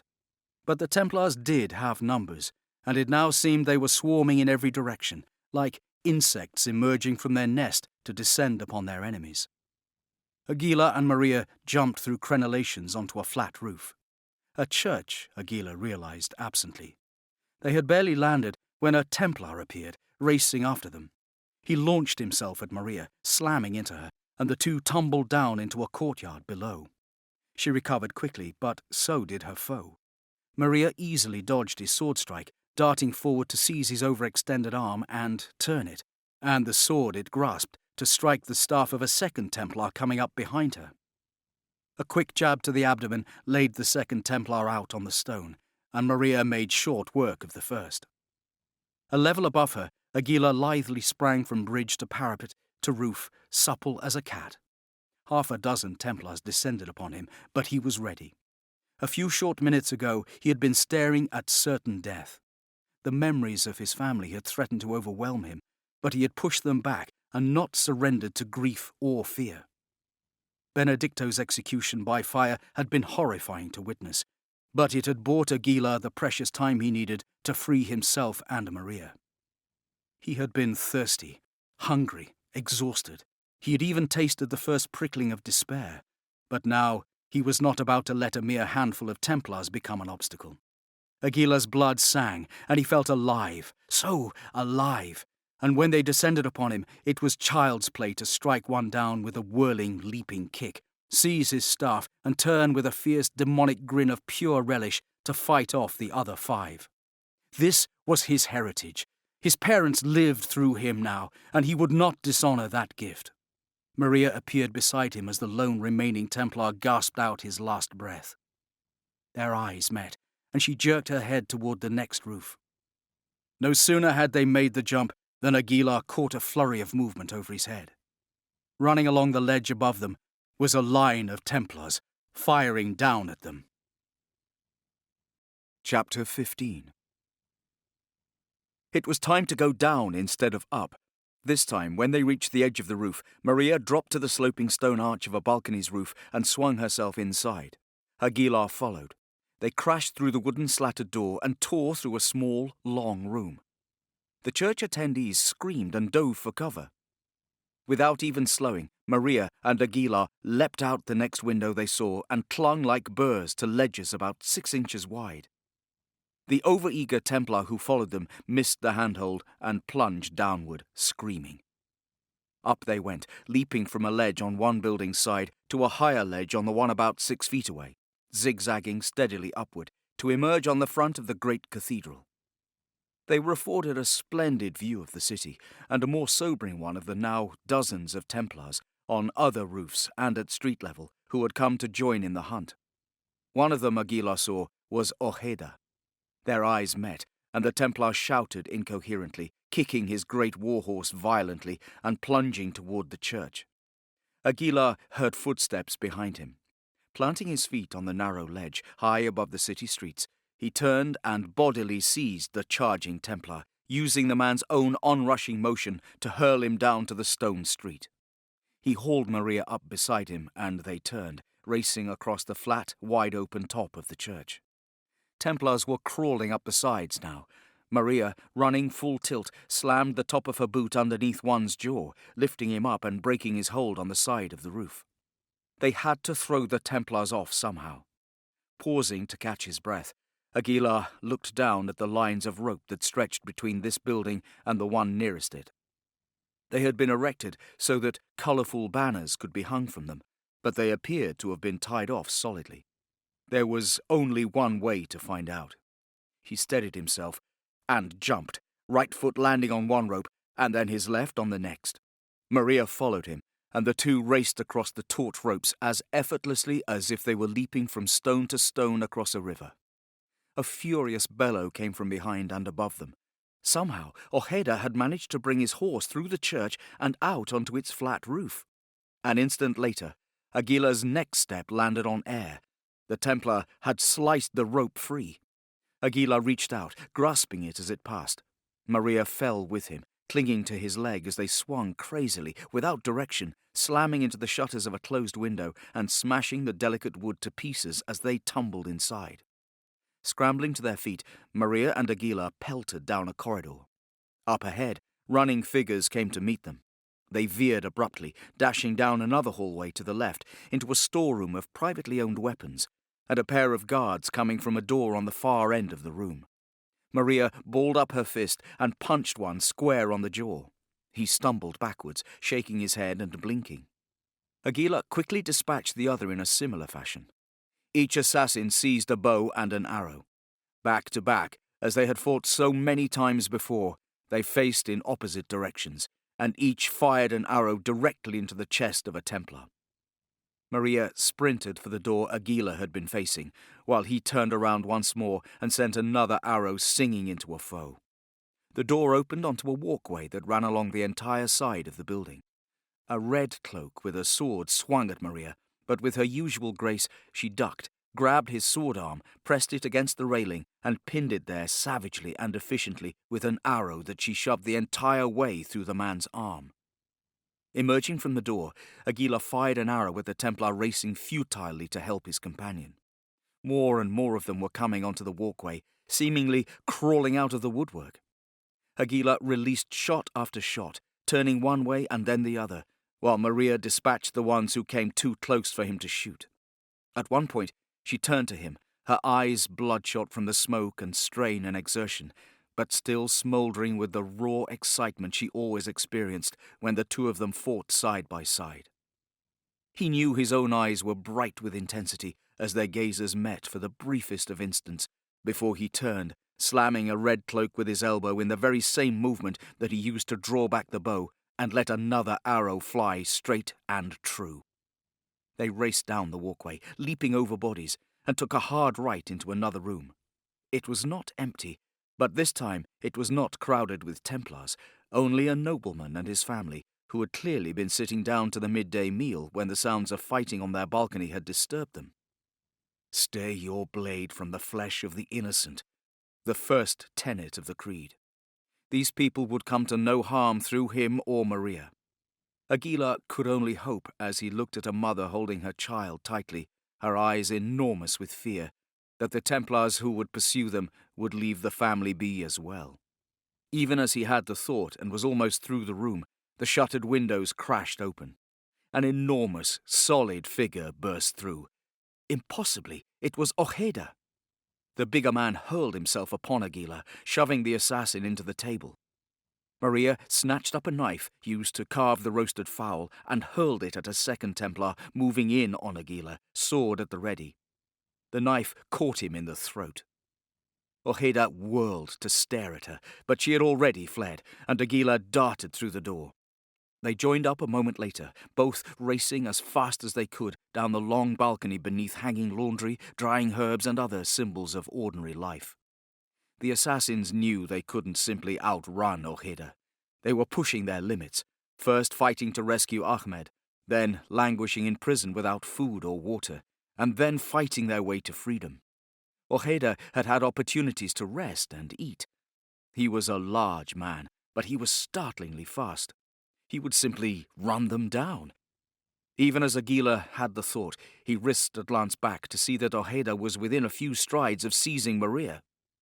They were coming up on a tower that appeared to be part of Seville's massive cathedral. It had scaffolding around it, and both knew that this was their only chance. Without slowing, they leapt, slamming into the platform that was little more than crude slats of wood. Ojeda was right behind them, his bulk crashing through the outlying slats of wood to land heavily on the platform below them.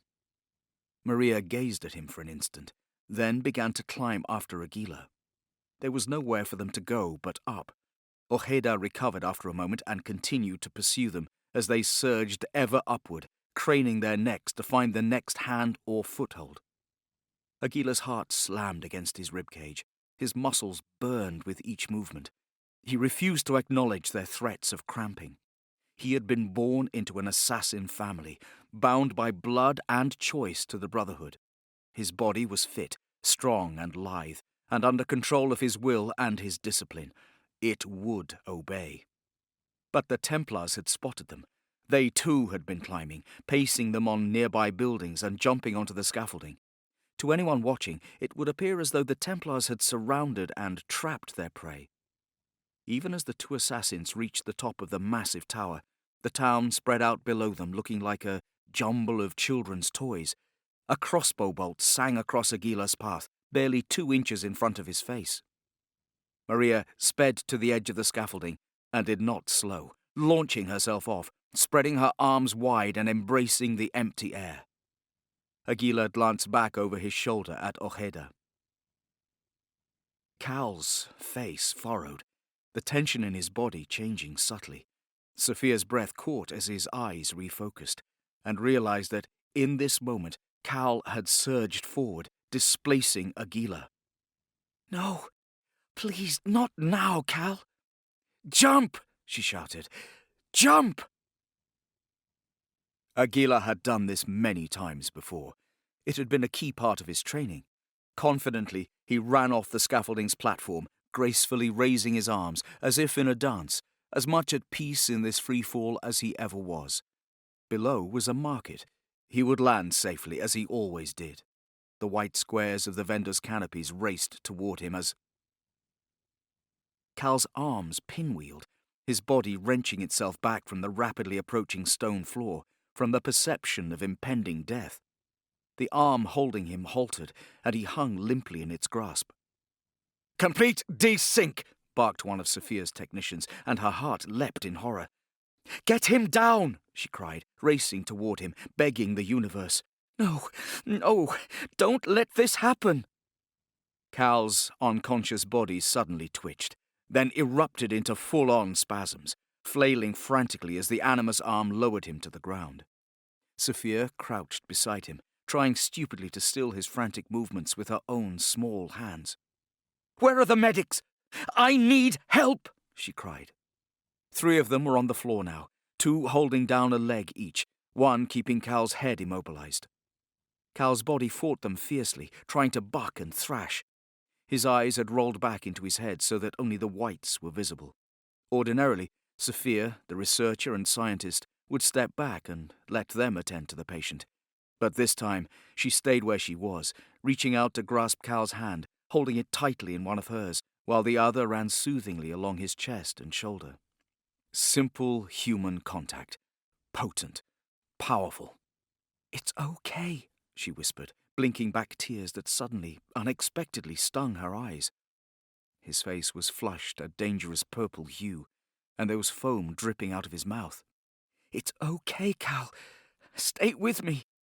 She looked up, and she, Sophia Ricken, who never lost her self-control, screamed at the 4th medic running toward her. "Hurry up!" She couldn't lose him. She couldn't. She pressed Cal's hand to her heart as the medic lowered a clear mask over his mouth and nose. His eyes opened, and they were wide with terror as he bared his teeth in a grimace beneath the plastic of the mask. Sophia squeezed his hand, trying to exude calm when inside she felt anything but.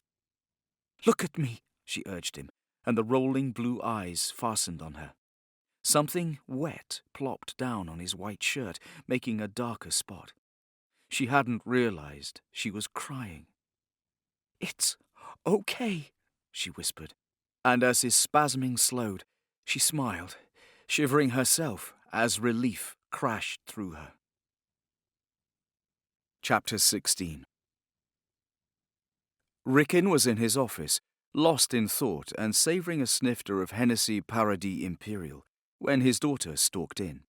He had expected to see her sooner, but McGowan reported that Sophia had instructed Alex to inform both the head of security and her father that she was unavailable until further notice.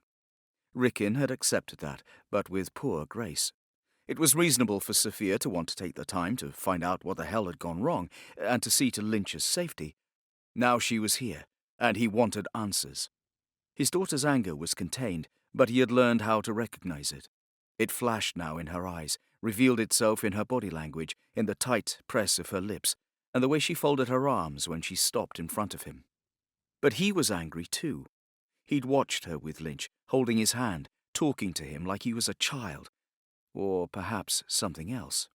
He'd never seen behavior like that before from his daughter, and he should not be seeing it now, when so much, when everything was at stake. His face was as hard as hers as he demanded, "What happened?" "He desynced," she answered in a clipped voice. Irritation flared. "I know that. Why?" "He wasn't ready." She did not say, "I told you so." She knew she didn't have to. He waited. "We lost him. We lost control of the animus. We don't know where he went, what he did, nothing." Sophia placed her hands on his desk and leaned forward. Her eyes were sapphire fire. "What if we lose him again?" Rickon did not reply. If they lost him again, they would lose everything. Cal was being crucified and drowned at the same time. He was in a cage, feet together, arms spread, engulfed by water. Terror spurted through him. His lungs cried out for air. Above him, only dimly glimpsed, was a ripple of grey in the aqua blue, lit only by flashing ribbons of light. Grey and white. And a face. Aguilar. Cal screamed, expelling air, inhaling water.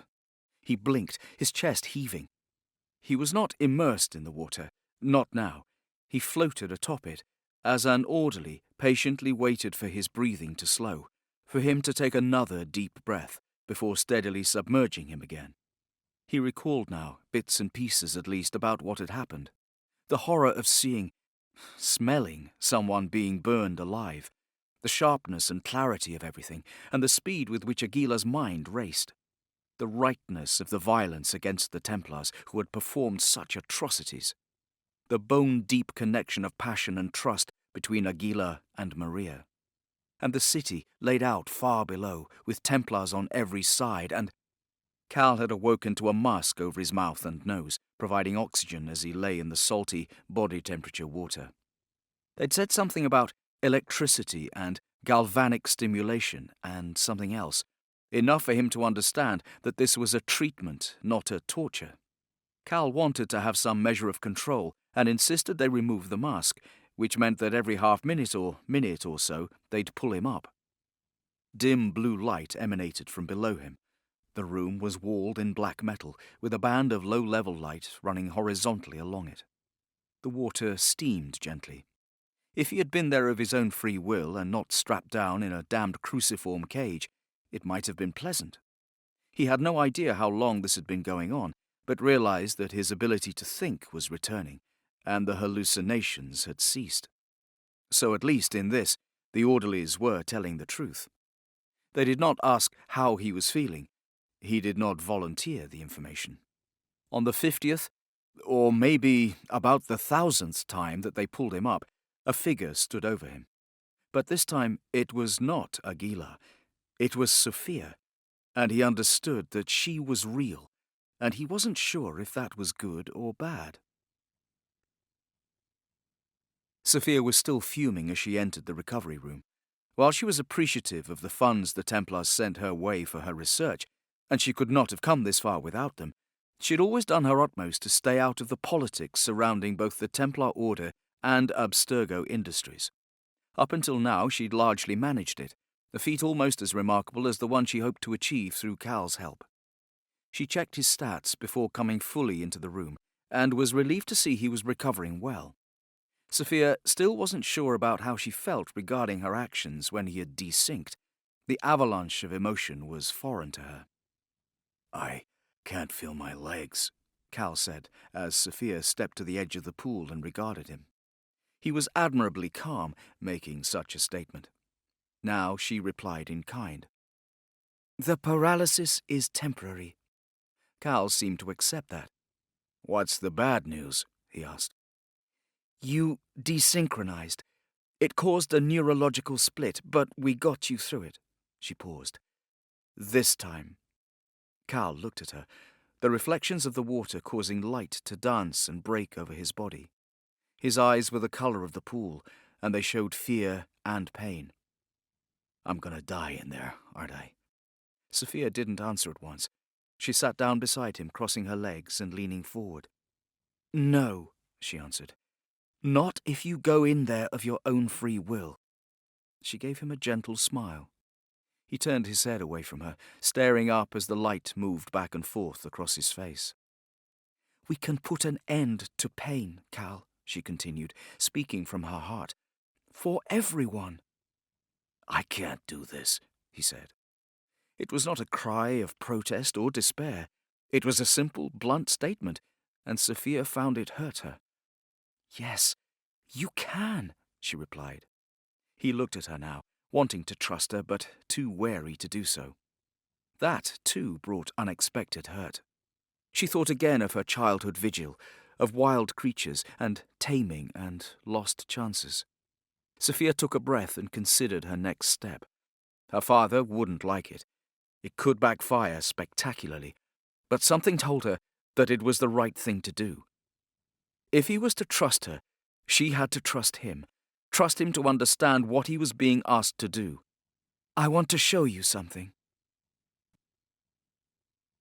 Within 20 minutes, the orderlies had removed Cal from the recovery pool, bathed him, dressed him, and placed him in a wheelchair. He met her at the door of his room, his frustration and resentment at his current helplessness coming off him in waves. Sophia attempted to push the chair, but Cal would have none of it, instead gripping the wheels himself and staring up at her defiantly. "Where to?" he asked. "The animus room." His face hardened, and she added, "You're not going back in." "You're right. I'm not," Cal replied. He let her lead. His previous trips down the corridors to the room had not been conducive to making note of the turns. She had dismissed her team, so they had the room to themselves. Natural sunlight filtered in from above, but most of the rest of the area was bathed in the cool blue of the after-hours lighting. Once they reached the animus room, Cal permitted Sophia to roll the wheelchair next to a cabinet before she unlocked it with a set of keys and removed a single item. She looked at it for a moment. Her back was to Cal. He did not see it. This was her last chance to change her mind. Once she gave it to him, what she would set in motion could not be halted. She took a deep breath and stepped in front of Cal, offering the necklace, its pendant gently swinging from its silver chain to him.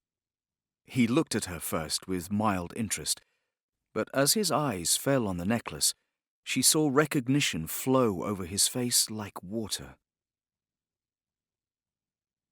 An 8-sided star with a diamond shape in the center. Etched on it in black was a symbol that looked almost like the letter A, if that letter's lines had been made from stylized, slightly curved blades. Cal had seen this pendant every day for the first 7 years of his life. The last time he had laid eyes upon it, the silver lines on the pendant had been etched with dripping blood, and the chain had been tangled around a dead hand. The memory thrust itself into his vision, the hyper-clarity of each fat drop glistening on the tip of his mother's fingers before falling slowly with a soft plop to the linoleum. The tinny sound of Patsy Cline, a bizarre soundtrack for a horror show. The warm hues of the room, of his mother's strawberry gold hair, the emptiness in her dead eyes. Anger and sorrow, more dangerous and powerful than the rage, washed over him. But it was his rage, his sorrow, and he would not share it with the woman who stood before him now. Slowly, he lifted a hand and took the necklace. "Where did you get this?" he said, his voice a rough whisper. "My father recovered it from the scene of your mother's murder. He brought it here for safekeeping." A muscle twitched near his eye. His mind went back to the fleet of black SUVs that had roared up in front of his childhood home. The pale, angular-featured man with the black sunglasses and dark clothes in the passenger side of one car. So, it had been Alan Ricken, the man the child Cal had seen speaking on the television after all. The man who had fathered the angelic-looking woman who, impossibly, was currently regarding him with compassion in her large eyes. "Safekeeping," Cal repeated, disbelieving. "You stole it." "It's your mother's necklace," Sophia replied. "I wanted you to have it." She truly had meant this as a kind gesture. She couldn't understand what it was doing to him. Briefly, Cal's thoughts flitted to the old photo of another smiling, murdered mother, this one with the little girl who would grow up to stand in front of him, handing him his own murdered mother's necklace. Cal focused on her words. Her father had been present. He had recovered it. Why was he there? To save her. Sophia was still compassionate, but she answered in a straightforward manner. It helped him stay calm. Cal knew she knew that. Even so, he could feel the facade cracking. Could she see his vision blurring with tears? From who? Her own people. What's it got to do with you? Something flashed in the blue depths of her eyes. Assassins and Templars have been at war for centuries. I aim to change that. It was almost funny. That's right, Cal replied, exaggeratedly. I forgot. We're all here to combat aggression. Their gazes were still locked, and the urge to spout gallows humour faded beneath true anger. He kept it in check, under control, as he replied, I don't think I like your methods. I don't think I like Templars that much either. That seemed to sting somehow. Sophia replied, I'm a scientist. I'm here to be cured of violence. Cal shook his head, adding almost sadly, Who's gonna cure you? I'm trying to create a society without crime. We can remove violence from the human genome, but we need the apple to do it. Our choices seem our own, but they are governed by what has come before us. You see what you want to see. Prisons are full of people like me, and it's people like you who run them. She looked at him, uncomprehending. Cal was done. She couldn't see it. Dr. Sophia Ricken, scientist, had tried to be open and aboveboard with him, as much as someone in her position could be. But like many clever people, she had grown quite adept at lying to herself, or at the very least, she had cultivated willful blindness. Sophia truly believed in what she was trying to do, and her eyes pleaded with him to believe it too. He was no longer angry. He just felt sorry for her. Cal reached down to the wheels of his chair and began to propel himself back the way they had come, leaving her with a final scathing comment.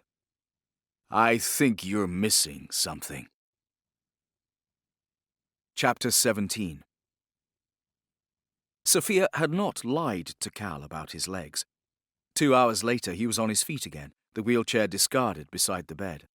There was a vague tingling sensation still, but the orderlies had assured him that it would soon pass completely. Cal actually welcomed it after feeling absolutely nothing in his lower extremities for so long. He ran his thumb over the ridges and points of his mother's necklace, then lifted his head and stared, as he had done so often, at the thick glass covering one wall of his Spartan room. But there was a major difference this time. This time, no guards stared back. The observation area was completely empty. The only thing looking back at him was his own reflection. But even as Cal stared into his own eyes, they hardened slightly. A hood took shape around his face.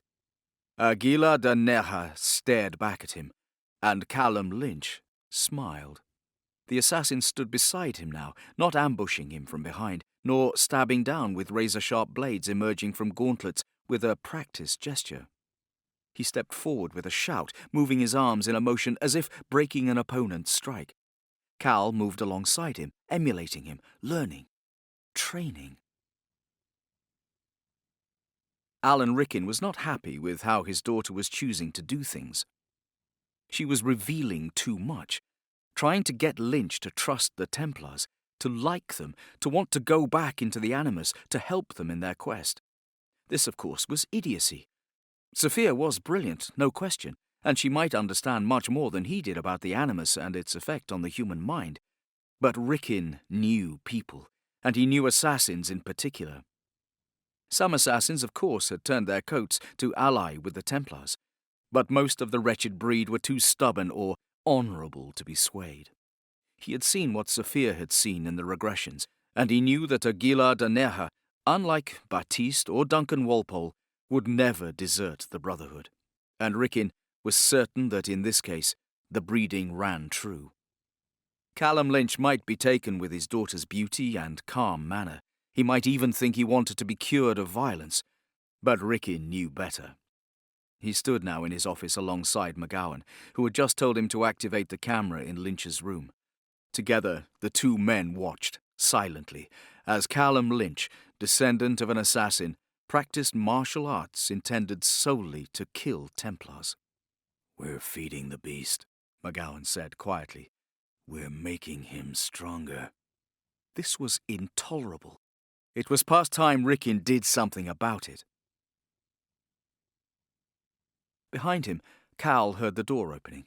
He didn't bother to turn, thinking it was just another orderly. He was in no hurry to be dragged back to the animus. "I'm Dr. Ricken," came a cool, precise British voice, adding, "Alan." Mildly surprised, Cal turned. Before him stood a tall, slender, older man. He wore a black turtleneck, a grey wool sweater and slacks. His face was aquiline and elegant, the greying hair sporting what was clearly an expensive but conservative cut. Every line of the man bespoke money and power. He had dressed casually, but looked like he belonged in a boardroom in a power suit. Cal could see now that this was indeed the man he had seen on that day so long ago, and the knowledge stirred a myriad of emotions. "I look after things here at Abstergo," Dr. Ricken. Alan continued. "Like to keep things in the family, huh?" Ricken gave him a smile. It was practiced and charming, and completely false, though Cal was willing to bet that it had fooled more than a few people. "Yes," Sophia's father said, with a faint chuckle. "I'm sorry if we've caused you any discomfort. Is there anything I can do?" "Fresh towels would be nice." Again, the warm smile that lacked any genuine emotion. "I'm certain that can be arranged. While we're at it, how about you let me out of here?" The smile was devoid of pleasantness now, as Ricken ambled, hands in pockets, to the long, backless bench where he sat, spreading his hands out on either side. "That's something I can't manage," he said, with false regret. Then the fake smile shifted, becoming wry and cunning, and much more real. He was dropping the act. Good. No more bullshit. "I'm here to make a deal," Ricken continued. "We need the Apple of Eden, and we need you to get it for us." Cal had spent enough time around predators to know when he was in their presence, and Alan Ricken struck him as one of the most dangerous he'd ever met. Cal would not trust the man, but— "I'm listening," he answered carefully. The dark eyes searched his, flickering over his frame, analysing and evaluating. Ricken seemed to reach a decision, getting to his feet. He gestured at the still open door. "Why don't we stretch our legs?" he said. "Work that last bit of tingling out." "Any more hallucinations?" Dr. Ricken asked Musa, peering into his eyes with a scope. "Only everything around me," he quipped. She offered a smile of her own at that, then clicked off the scope and reached for a clipboard and began to jot down notes. "Your blood work is excellent. All tests are positive, and your eyes look fine." "You sending me back to the machine?" Musa asked. He kept his voice easy, his body posture relaxed, but he figured Dr. Ricken had his number. No one was ever eager to revisit the machine. Sophia had had Musa brought in for another series of tests. He was fit and healthy. She'd informed him that orderly reports stated that he mixed well with the others, ate well, and worked out vigorously. But even though he'd called on all of Baptiste's charisma, Musa was well aware that Dr. Ricken didn't trust any of the patients. His eyes flickered to one of the walls. It was covered with images, old Polaroids, newspaper clippings, a timeline. "Well," Baptiste inside him amended with a shrug, "maybe the doc does trust one." "No, you don't have to go back," Dr. Ricken said briskly in answer to Musa's question, her dark head bent over the report as she finished jotting down her notes. "You've already shown us what we needed to see." Musa had no desire to return to the animus, but he was suddenly aware that he had no idea what would happen to him, or indeed any of them, when they were no longer needed, and he had a terrible suspicion. "Then can we be free now?" he asked, sincerely, none of Baptiste's playfulness now. Dr. Ricken obviously wasn't expecting the query, and looked up at him, struggling to keep her emotions from showing on her face. She might not be as cruel as McGowan, and she certainly was a lot easier on the eyes, but she was one of them. She was the master of the animus, and decided their fates. Musa thought he saw his answer in the simple fact that she refused to answer the question. "Shit," he thought, his stomach sinking. Her eyes flickered away from him, and a frown creased her pale forehead. She walked over to the monitor and leaned her hands on the desk, peering at it intently.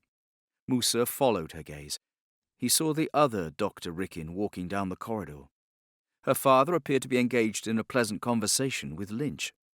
Musa's gaze went back to Sophia's face. Whatever was going on, it was upsetting her. He didn't know if that was good or bad.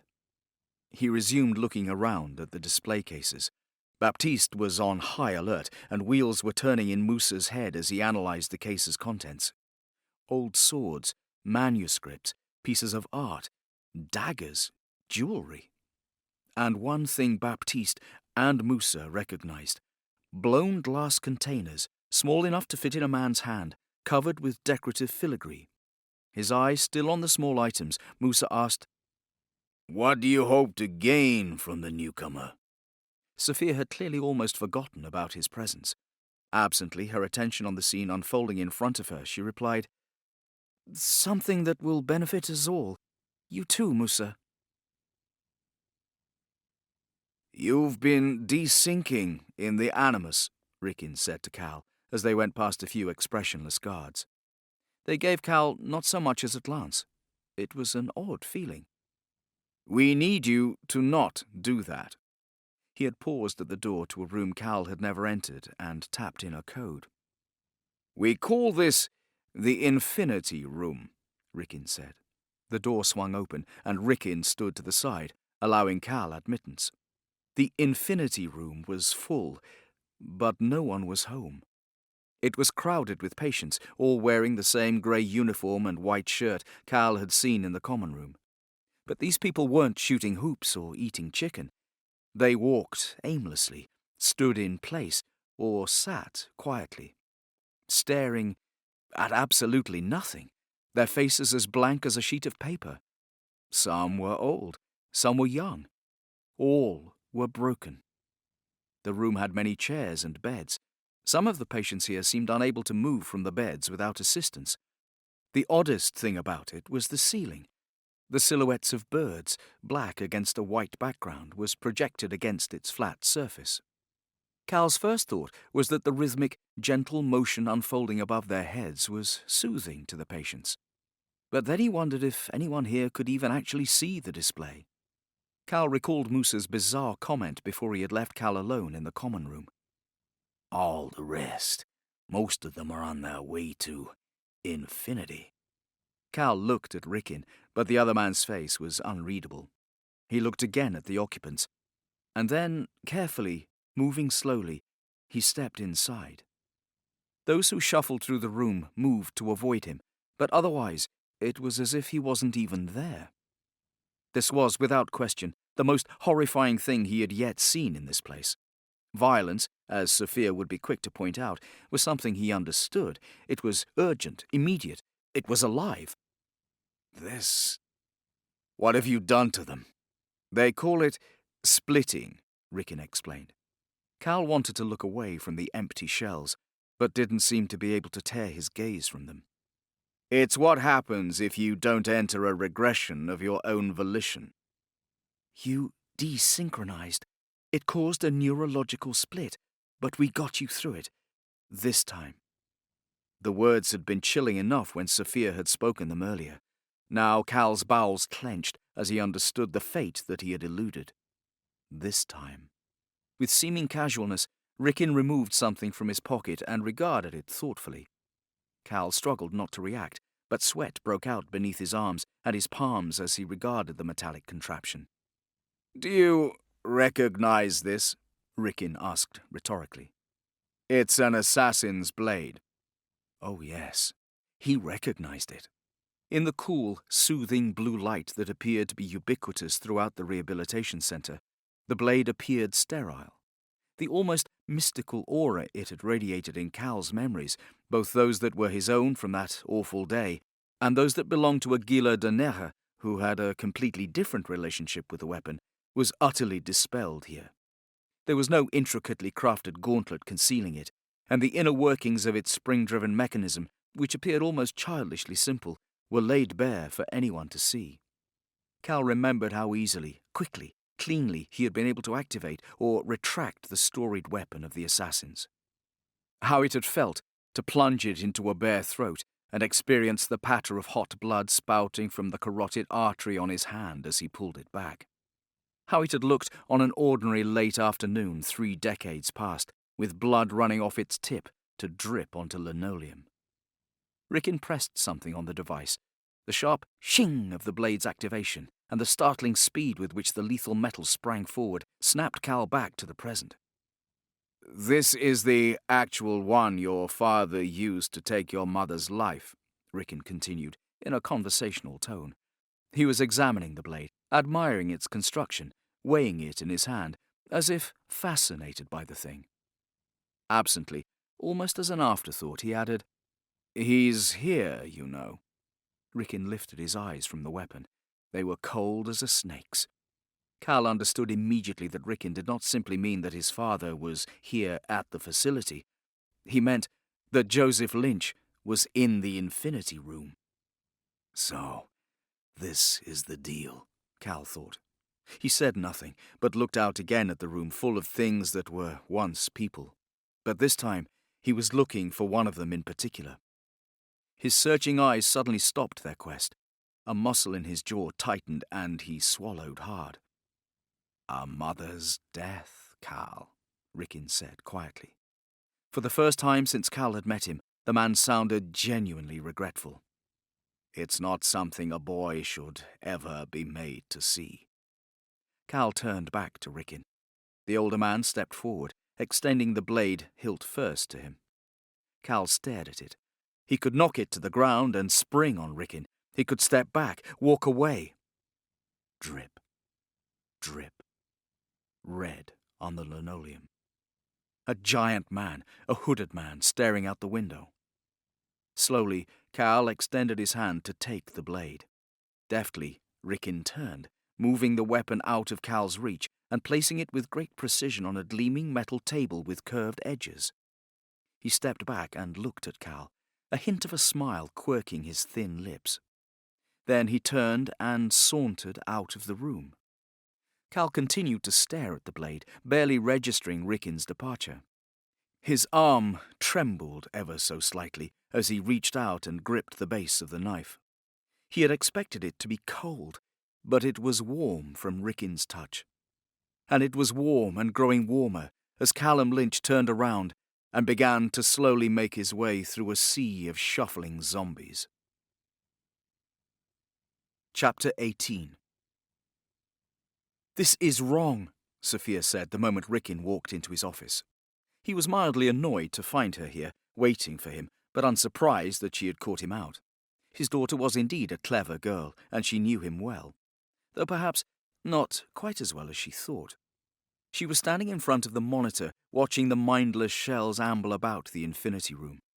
Her arms were folded tightly over her chest, in a hunched, anxious pose, and her large, expressive eyes were full of accusation. Rickon didn't even break stride as he brushed past her, heading for the bar and pouring himself a snifter of Hennessy Paradis Imperial. "You left me no choice," he told his daughter. "He has to go in of his own free will. You said that. I had to negotiate." "You mean manipulate?" Rickon paused for just an instant. The words were accurate, but they stung, and that surprised him.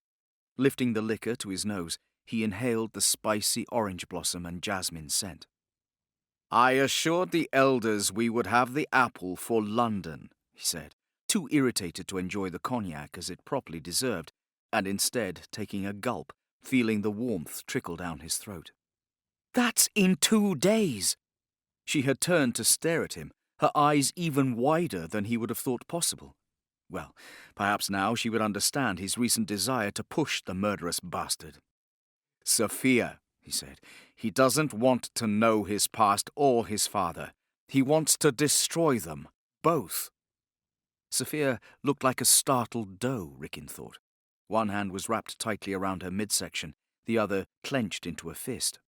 She was trembling, something he had not seen her do in years.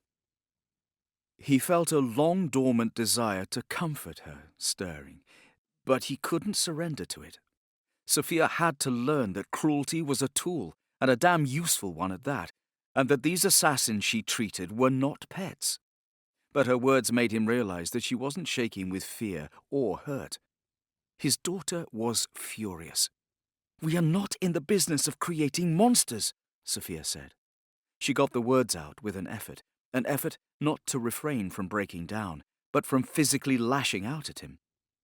He looked at her kindly, but experiencing the barest hint of contempt for her compassion. "We've neither created them nor destroyed them," he explained rationally. "We've merely abandoned them to their own inexorable fate." The orderlies saw Cal with the knife. They made no move to intervene. Rickon had doubtless had a quiet word or two with them. The man he approached was both larger and smaller than he remembered. Cal was almost of a height with Joseph Lynch now. Such a thing had seemed impossible when he was a little boy of 7. Then his father had loomed as a giant to him in all aspects. In the intervening years, Joseph had put on bulk, not muscle, but soft, sad flesh that gathered around his midsection and tugged his now beardless face downward toward his thick throat. The red-blonde hair Cal remembered adorning his father's head was now mixed with grey. Cal moved silently to stand beside his father. Joseph turned toward him. Defeat was etched in every line of his face and stooped body, as he said, in an Irish brogue that had not lessened in the 30 years since Cal had heard it shouting at him to "Run! Go! Go now!" "You are your mother's son." The words were not at all what Cal had been expecting, and it threw him. "What does that mean?" he asked in a rough whisper. "The blood that flows through you is not your own." Almost the same words he had last said to Cal. "Your blood is not your own, Cal," while crimson drops splattered on the floor. "It belongs to the Creed," Joseph was saying. "Your mother knew that. She died so the Creed may live." Cal moved in an instant from standing perfectly still to placing the blade against his father's throat. "Remind me how exactly," he ground out. His right hand clutched the blade. His mother's necklace was wrapped around the fingers of his left. The room was empty now. Sometime over the last few moments, the orderlies had ushered out all those who had suffered in the animus. Cal and his father were alone. Soon it would just be Cal. Joseph did not look afraid. He looked resigned to his fate, almost as if he welcomed it, as if he had been waiting for this moment, and was relieved that at last, after so much torment at the hands of the Templars and their cruel machine, it had come. "What you saw, I did," Joseph said quietly. "You murdered her," Cal rasped. Still calm, still quiet, Joseph answered, "I took her life, rather than have it stolen by that machine." His voice cracked slightly on the last word, the only sign he had yet given that any of this had affected him. "A man grows with the greatness of his task. I ought to have killed you." His eyes, milky blue behind cataracts, stared into his son's. "I couldn't. Well, here." Cal flipped the blade in his hand, offering it hilt first to his father. "Do what you couldn't do 30 years ago." Joseph shook his head. "It's in your hands now, Cal. This is what they want. It's what I want." But Cal knew he lied. He no longer knew what he wanted. The man before him was not the loving father nor the heartless murderer. He was a pawn in the hands of the Templars, who had broken him so badly that he was now in the Infinity Room. Cal was frantic for Joseph to make a decision, any decision, so that he himself could react. "Spill my blood," Joseph said, the weight of the world in his words. "But do not go back into the animus." "Why?" Joseph's eyes burned into Cal's, as if they had at last slowly flickered to life. Joseph did not care about his death or life. But what he said next, he obviously cared about with all that was left to him. "The Templars want us all dead. The apple. It contains the genetic code for free will. They will use it to destroy us. Cal stared, unable to process all that he was learning. Was this nothing but madness born of too many hours of resisting the animus? Or was it true? Could this really be what the graceful, calm, beautiful angel Sophia was after? A tear trickled down Cal's cheek. I'm going to find it, he stated, and watch them destroy you and your creed. Strangely, something seemed to soften in Joseph at Cal's words. You cannot kill the creed, he said, as if he were speaking to a child claiming to kill a mountain. It's in your blood. And then he spoke the last words that Cal had ever expected to hear from him. Words from a poem Cal had last heard, uttered by a young, sympathetic priest. Words about picking apples. Cal's eyes filled with scalding tears, and he blinked them back fiercely. A lump suddenly swelled in his throat, threatening to choke off his words. He forced them through. It seemed important now that he say them to this man. A faint but genuine smile touched Joseph's lips as his son recited the next line of the poem. You do remember, he said, obviously moved. A long pause. It's all I have of her. The apple is everything. Your mother died to protect it. Cal's gaze fell to his left hand, clutching the back of his father's shirt, the necklace wrapped around his fingers. She had no choice, Cal said, understanding at last, and wanting his father to know it. Sophia and Alan Ricken had told Cal what would happen if he refused to enter the animus of his own free will. He could see the evidence that they spoke the truth all around him, shuffling purposelessly or staring blankly into space. His father had been here for 30 years, and it was clear Joseph Lynch had refused to go into the animus without a fight.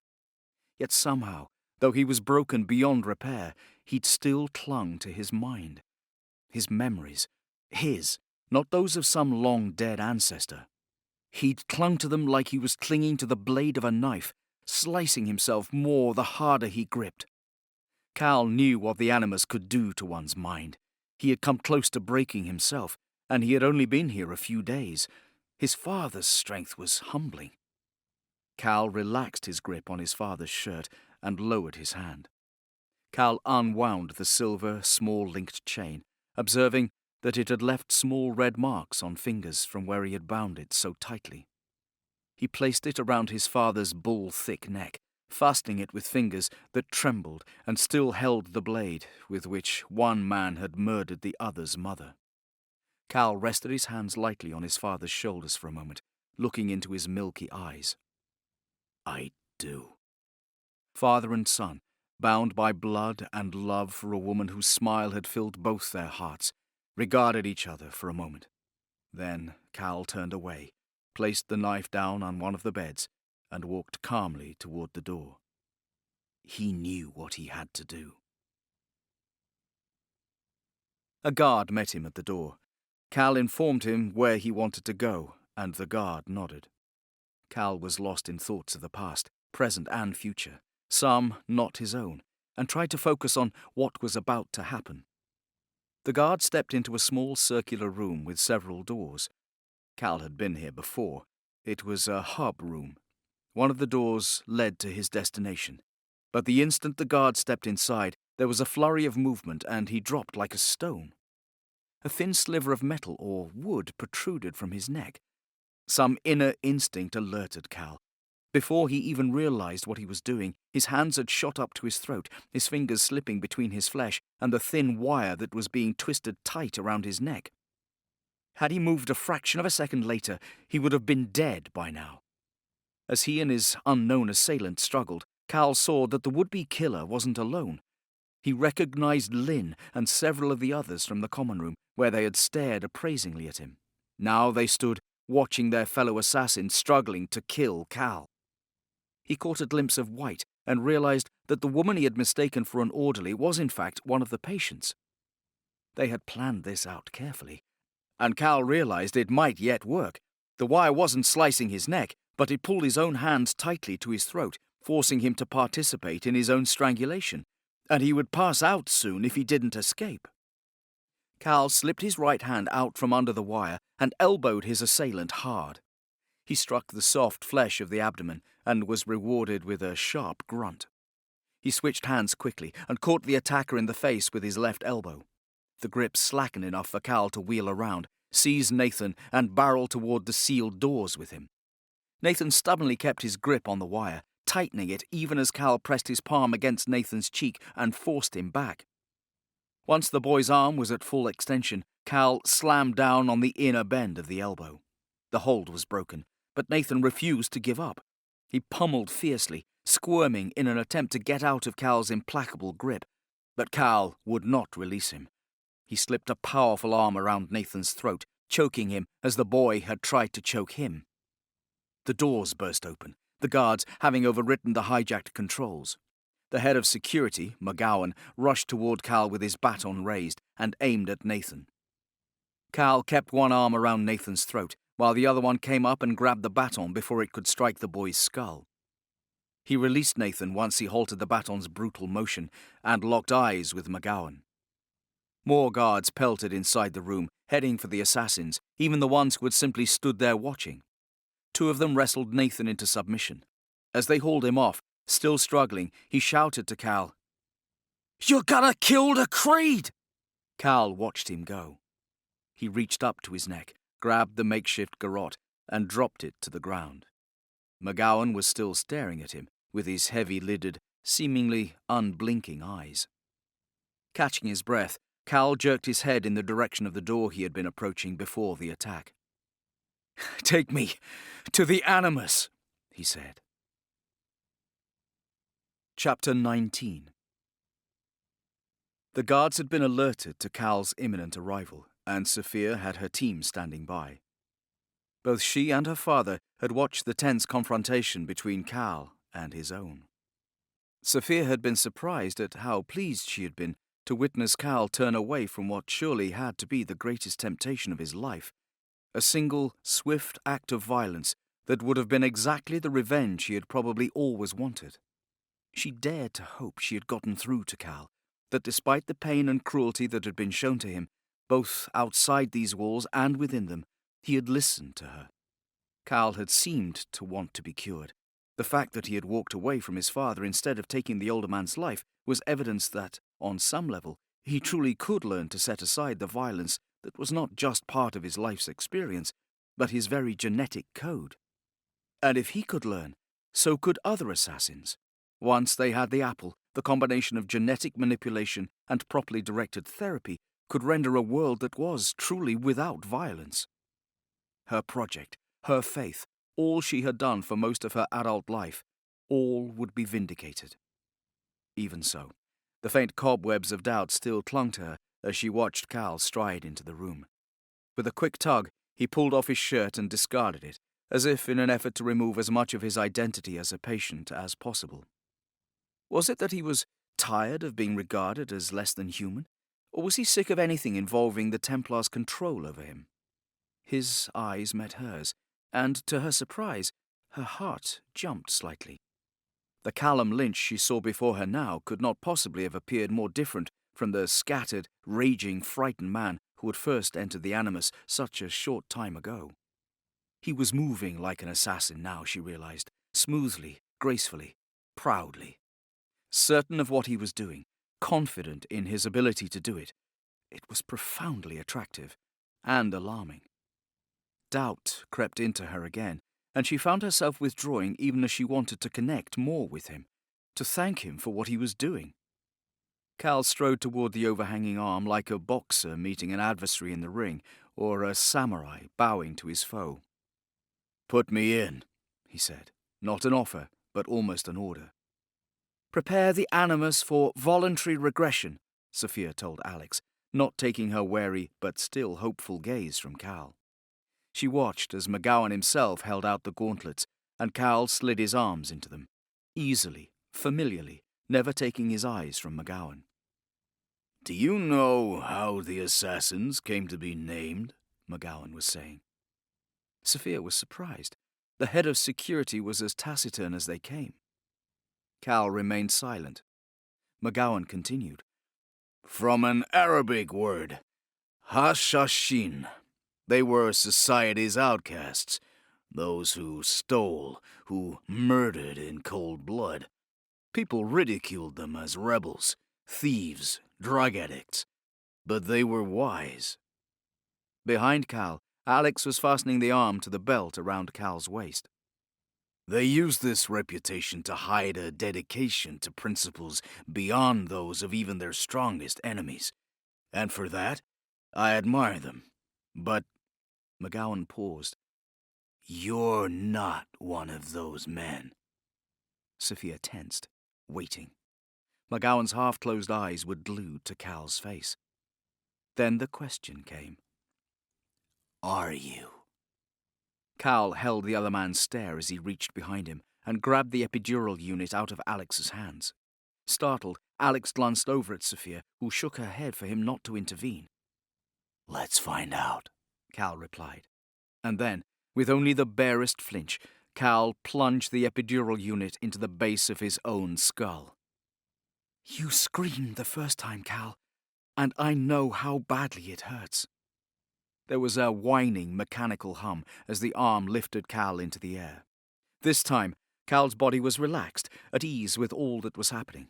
When the arm reached the proper height, it dropped slightly, settling into position. Cal snapped each wrist with a familiar flick, activating his hidden blades. With the light playing over his bare chest and catching the determined, almost grim set of his face, at this moment he looked more like Aguilar than Callum Lynch. What if he is? Commencing regression, Alex announced, back at his station. Sophia stepped out onto the floor in her usual supervisory position, her eyes raised to Cal's. As he looked at her, his face softened slightly. Sophia's history had not predisposed her to trust easily or even show warmth.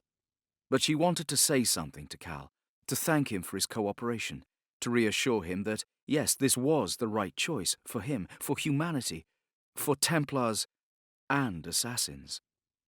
Words crowded her mouth, and Sophia couldn't speak for a moment. Finally, haltingly, her voice thick and trembling, she managed, This is my life's work. Cal gazed at her, kindly but unsmiling. This is my life, he said. She continued to gaze at him raptly, fearful and joyous and tense with anticipation. And then he was in. Granada was aflame. Dozens of fires sent thick black smoke up into the air to mingle with yellow dust. Set by the Templars, the myriad infernos had done their vicious work, flushing out any enemies and destroying their hiding places, along with anything that was precious to them, including family members, if that was what it took to obtain victory. The great walled city had finally been forced to open its gates, offering surrender after a price dearly paid. The Templars were no longer slaughtering the Moors, but a river of red now flowed along the streets nonetheless. A river of red cloaks and uniforms, marching toward the great Alhambra, ready to claim their final reward. In the center of the river of soldiers rode Father Tomas de Torquemada. He sat straight in the saddle, unable to hide a pleased smirk. Riding beside him, as always, towering over him, was the Templars' loyal Ojeda. Maria and Aguilar, perched atop the highest tower of the great Moorish palace, watched the enemy's steady approach in silence. They knew that somewhere in that sea of Templars, likely chained, certainly watched, was Prince Ahmed. And they knew that the dark bargain, bought with pain and treachery, and with lives that numbered in the hundreds, perhaps the thousands, would soon be completed. Then Maria stirred, reaching her hands up behind her neck. "For the creed," she said. He turned to her and saw that she held out a necklace. It had come to her from her parents, he knew. Now she was giving it to him. Slowly, reluctantly, Aguilar held out his hand and let it settle into his palm, staring at it as she continued to speak, observing the 8-sided star with a diamond shape in the center. Etched on it in black was the symbol of the creed, the letter A, curved at the ends to look like blades. "Our own lives mean nothing. What matters is what we leave behind." He did not like that she was giving it to him. He wanted to refuse it, to give it back to her and tell her that neither of them was going to leave anything behind today but Templar corpses. She had predicted her death at the auto da fe earlier, had she not. They had both survived. But such a reassurance would be a lie. He knew no such thing. They were assassins. No day, no hour, no breath was taken for granted. One or both of them could die at any time, including today. And she wanted him to have it. Aguilar tightened his fingers over it. To him, it was as precious as the object they sought together. The last two remaining assassins settled into position and waited. Patience and stillness, their mentor Benedicto had once told them, were brothers to action and swiftness. An assassin needed to master them all. Aguilar did not know how long it took for the snaking stream of Templars to reach the Patio de los Leones, but at last the hated figures of Torquemada and Ojeda stepped inside the courtyard. The contrast between the peaceful interior, with its graceful statuary, gently bubbling fountain, and beautiful flowering plants, and the bloodied, soot-dusted soldiers of the Templars could not have been more striking, or more offensive. The Grand Inquisitor had his hand on Ahmed's narrow shoulder in an avuncular fashion, but the hollow expression of a child long past fear on the young prince's face told the true story. Torquemada's fingers dug into Ahmed's flesh like claws, and at once the boy halted beside him. His father, Sultan Mohammed XII, stood beside the centerpiece of the courtyard, a beautiful fountain of white marble encircled by 12 roaring lions. Water flowed in 2 directions, enabling the lush gardens to flourish. The fragrance of roses filled the air, almost, but not quite, driving out the burning smell. Mohammed was regarded as a strong and benevolent leader who cared deeply for his people. His eyes were deep and dark. His thick black hair was concealed by his turban, and his chin was adorned with a well-groomed black beard. The Sultan wore a dagger at his waist, more ceremonial than functional, for Aguilar knew that here, at this moment, Mohammed would make no move to unsheath it. His kind face was etched with pain and love as he regarded his child, and he made no effort to conceal his emotion. Around the square stood the Sultan's court, standing in the shaded colonnade area, watching intently. They and their people had fought bravely, and with honor, but all knew the battle was over now. All save one final act. "Sultan," said Torquemada, his voice smooth and pleasant, "I come in peace."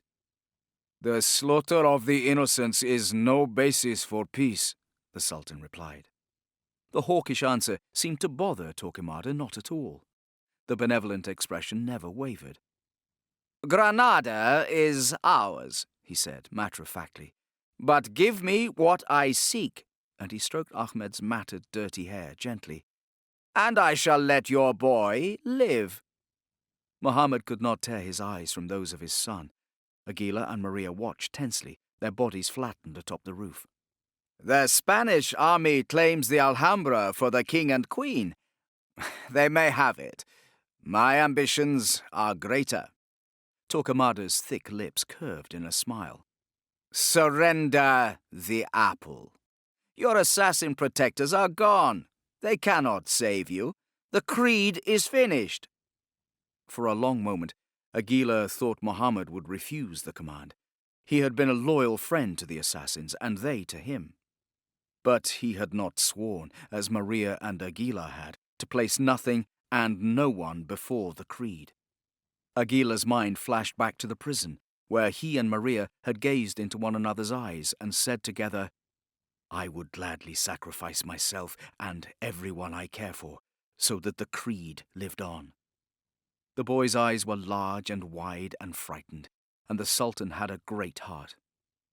In the end, as both assassins had expected, he could not sacrifice his beloved child for another's ideal.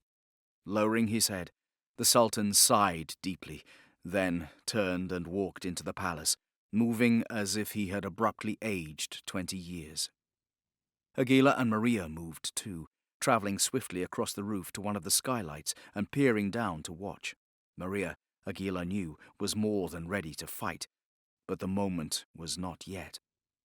The Sultan led them through several arches to an inner room with an ornate pattern of carvings on the wall. Dozens of flickering candles in delicately wrought glass containers provided some light, while the sun illuminated patches of the floor. Mohammed halted in front of the carved wall and pressed his palm against a section of it. A small drawer slid open, revealing a small chest of decorated white stone, or perhaps ivory. Aguilar wondered how many other drawers were perfectly concealed in the large carving, and what each of the others contained. But for now, only one mattered. Mohammed's booted feet made the only sound, other than the omnipresent trickling of water. He halted within 6 feet of the much shorter Templar, who was perspiring either from the heat, swathed as he was in heavy layers of ritual garments, or anticipation. "My son," the Sultan demanded. Torquemada gestured to Ojeda, who stood a few steps behind him. The Black Knight, who had had both hands clamped down on Ahmed's shoulders, now released him. The boy immediately darted past the priest to his father, who caught him and pulled him safely behind him. The Sultan never broke eye contact with Torquemada.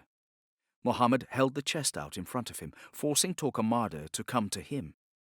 After a moment's hesitation, the priest did so. His smug self-confidence ebbed with every step, and his hands trembled as they eased open the chest. From their vantage points, the two assassins could not see what was inside, but they could see the effect it was having on the Grand Inquisitor. Seeming to barely breathe, his eyes wide, his mouth open slightly, Torquemada reached inside the exquisitely carved box and drew out the Apple of Eden. It was beautiful and red, a perfect sphere that glinted like a giant gem, and Torquemada held it up to the shaft of light streaming from the open section of the roof.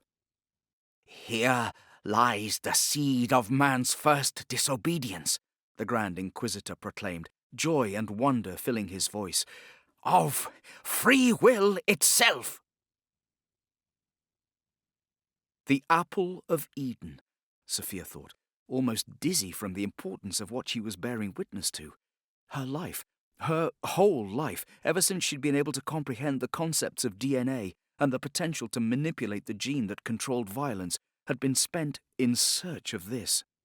It was for this moment that she had forced her heart to harden to what she had to do. This precious relic was the key to healing humanity. It was the artifact to the Templars, as she had told Cal, and the apple to the assassins. But for Sophia Ricken, scientist, it was the Holy Grail. It was time. Let the Templars be overwhelmed by the apple, eyes wide, mouths open in awe as they beheld it. It would make the assassin's job easier. Aguilar nodded to Maria, who eagerly moved into position at the side of the roof, her body perfectly still and taut as she waited with wild, excited eyes. Aguilar stayed where he was, looking down on the scene unfolding inside. The Templars would be allowed to gloat a bit longer. Torquemada was still staring at the sphere with a mixture of wonder and proprietary enjoyment. "Thanks to the Apple of Eden, the known world shall be ushered into a new age, one of peace, in which all the warring populations of mankind shall bow in perfect obedience to our one Templar rule."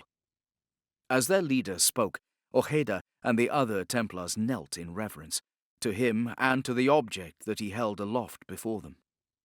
It was strange to see the massive knight's broad, scarred face filled with a sense of awe and wonder. Ojeda was looking upon something greater than himself, greater than the Templar order, and the knowledge seemed to humble, even soften him.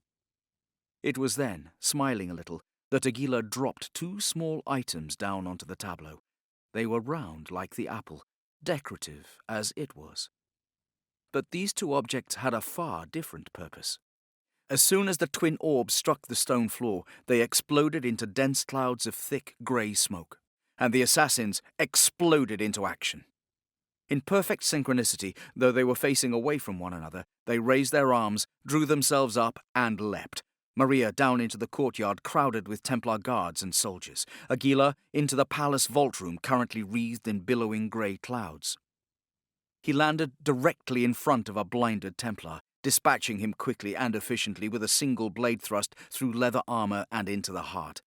Another stumbled in his direction. Aguilar whirled and slashed his throat, moving easily and surely.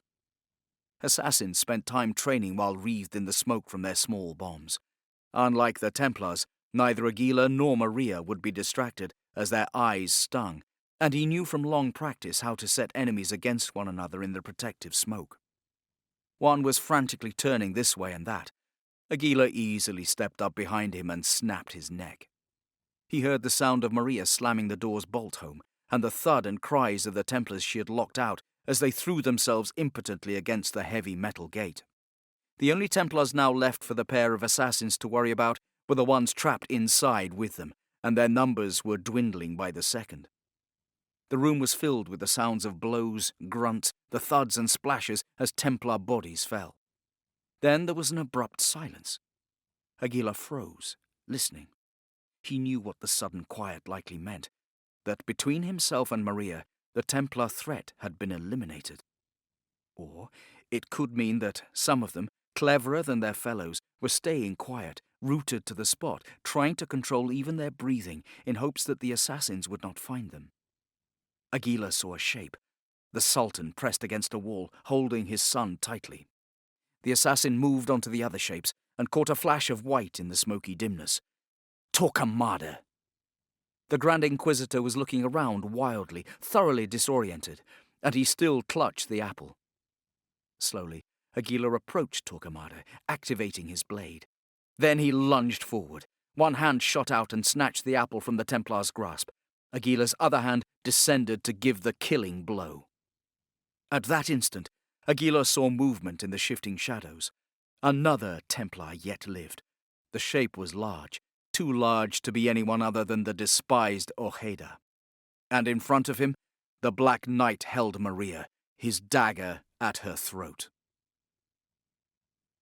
Chapter 20. With nearly inhuman reflexes, Aguilar managed to halt the blade's trajectory, its sharp tip making only a slight indentation in Torquemada's neck. The smoke was starting to clear sufficiently for Aguilar to see Maria's wide eyes and flaring nostrils. Ojeda's beefy left arm pinned her firmly to his body. She was not a tiny woman, but suddenly Maria looked so small standing against Ojeda's massive frame. So fragile, but she was always so fierce, so lithe. "The apple," Ojeda demanded in a cold voice. "Give it to him, now." Aguilar found himself paralyzed. One quick move would secure the apple for the Brotherhood, would save humanity from the grasp of the Templars, would preserve free will. To kill Torquemada, to deny the Templars the apple, was the outcome to which Benedicto and his parents had pledged their lives. They had died for this, and if Aguilar honored those deaths, Maria would join the slain. She saw his hesitation. "For the creed," she said in her low voice, reminding him of their oath, of their duty. But it would seem the Templars had an oath of their own, as, daringly, Torquemada spoke. "Not to ourselves, but to the future give glory," said the Templar. Aguilar wasn't listening. His whole world had narrowed to Maria's eyes, wide, shimmering with tears that might or might not have been from the smoke. Maria. Not so long ago, they had stood, about to enter the arena of the auto da fe. She had turned to him and had told him not to waste tears for her. In that prison, she had spoken the words of their vow, to serve the creed before themselves or even one another. That Maria was prepared to die, Aguilar knew. But now he also knew, as he gazed into her eyes, that she did not want to die. He had killed for the creed. He was willing to give his own life for it if need be. But he stared into the eyes of this woman, lithe and loving and passionate and proud, she who had been everything to him. Aguilar de Nerja realized that he could not sacrifice her. Not for Benedicto's memory, not for the Brotherhood, not for the apple. He retracted the blade. A softness, a sweetness flooded Maria's face for just an instant as she saw what he had done, as she truly comprehended the vast depth of his love for her. Maria gave Aguilar a tremulous smile, and he saw in her gaze that his love was returned. Then she shot up her hand, clamped it around Ojeda's massive paw, and jammed his blade into her own throat.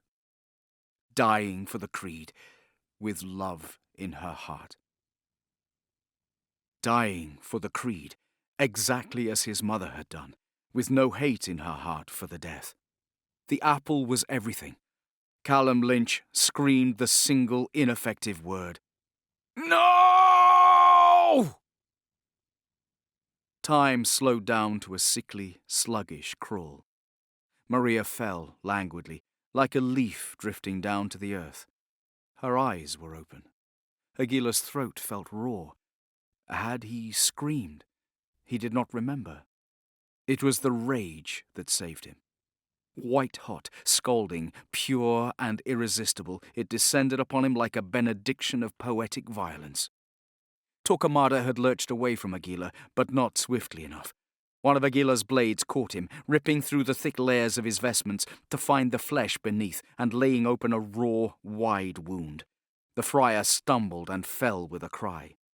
Aguilar paid him no heed, not now. Everything in him was afire with rage, as Ojeda, Torquemada's dog, who had methodically taken from Aguilar everyone he had ever loved, charged him. The assassin struck out, but Ojeda dodged with that swiftness that always seemed to take Aguilar by surprise. He struck Aguilar full in the face, and for a moment he stumbled. The assassin ducked as Ojeda swung his sword in an arc that was intended to remove Aguilar's head from his shoulders, and the sword shattered plaster and paint as it struck one of the pillars. Aguilar dove behind another pillar, surging up at Ojeda from below with his blades. Sophia watched, her eyes round with astonishment as the battle between these two men unfolded. It was nothing new to her to watch her subject grow into their role as assassin, learn how to move when reliving an ancestor's past. But this was different somehow. The way Cal fought now was not the same as he had before. Then it had lacked something she was seeing now. Ease, grace, full presence. It was no longer Aguilar de Nerja fighting with Callum Lynch along for the ride. This time, Cal was in there too. It was Aguilar's memory, Aguilar who had fought with preternatural speed, power and agility. But Cal was now inhabiting these memories on a level no subject had previously achieved. It was breathtaking to watch, and terrifying, and even as Sophia wondered if she should halt the simulation, pull back, give Cal a chance to gain perspective on the situation, she was almost afraid to, as if, should she do so, she would somehow change the outcome. She couldn't, of course. Time flowed in only one direction. This was a memory, nothing more. Or so she told herself. She was watching a warrior being born. It was the most beautiful, horrifying, wondrous thing she had ever beheld. And even as she watched, she felt something inside her stir as well, as if something that had lain dormant for most of her life was slowly, inexorably being called from its slumber. And that was the most frightening thing of all. As Ojeda bore down on him with the sword, Aguilar countered. His body seemed to be moving of its own accord, anticipating each lunge or feint, and getting an arm up to knock Ojeda's arm aside. He activated his blades and slashed at the Templar's arm. The only reaction was a grunt, but Aguilar knew the blade had met flesh. Ojeda dropped his sword arm slightly, wincing in pain. But when Aguilar surged forward to press the attack, Ojeda met his rush with a fierce and powerful kick. Aguilar was caught off balance and stumbled backward, slipping in the blood that had flown from the open Templar jugulars and striking the mosaic-covered wall. Grinning, Ojeda pressed his advantage, bringing his sword down. Aguilar surrendered to the momentum of his fall, coming up at the last moment to seize Ojeda's overextended arm and stab towards his throat with his left blade. Crying out, Ojeda jerked back, and the assassin's blade laid open only his cheek. Aguilar slammed his elbow into the Templar's face. The bigger man went crashing to one knee, but instead of trying to rise, he lowered his head and, bull-like, slammed it into Aguilar's midsection. The assassin fell, hard, but got up almost immediately. He grabbed the nearest weapon to hand, a slender iron candlestick that was taller than he was. It was heavy, but his pain and fury gave him strength he had not known he possessed. He whirled on Ojeda, using the candlestick as both a staff and a spear, as he first struck the Templar, knocking the sword from his grip, then hurling the huge iron thing at him. But he had miscalculated. As he used his body to fling the sharp-pointed makeshift weapon at Ojeda, he left himself open. Ojeda curled his fingers into a fist and landed a powerful blow squarely on Aguilar's jaw. Stars spun in front of his eyes. He toppled backward, landing in a shallow pool. And in that moment, where he was not moving, the pain from every one of his injuries seemed to strike him at one time. He gritted his teeth, and through sheer will rolled over and got to one knee. He flicked his right wrist. The blade sprang to obedient attention, jutting forward to fill the space where his ring finger had once been. Ojeda strode up to him, and before Aguilar could rise, the Templar's booted foot slammed into his face. Aguilar fell back again, and this time he could not seem to summon the strength to rise. He lay there, sucking in air, hearing Ojeda moving about. "He's found the apple," Aguilar realized sickly. "They've won." His head lolled to one side, and he found himself staring into Maria's eyes. Tears welled up in his own. "Maria." It was over. He had tried, but he had failed. Failed his family, his brethren, his beloved, all of them. Death would be welcome now. Perhaps, as some of the faiths preached, he would be together with her in some happy afterlife. He reached out a hand, bruised and bloody, to touch her cheek. It was warm, and as he watched, her lips parted. She was alive! But even a stunned joy surged through him. He realized that, although she yet drew breath, her life was almost gone. "Maria!" Somewhere, as if from far away, he heard the sound of footfalls approaching, of leather creaking. Her eyes boring into his, Maria's lips moved. He could barely catch the whisper, but her right hand jerked ever so slightly. "Go!" It took everything in him to tear his eyes from hers, but he could not refuse her urging. He looked up to see Ojeda standing over him, bruised and bloody as he was, injured, weary. But a snarl of victory contorted his ugly, bearded face, revealing clenched yellow teeth, and his bloodshot, unmatched eyes gleamed. Aguilar's hand left Maria's face, dropped onto her arm, her wrist.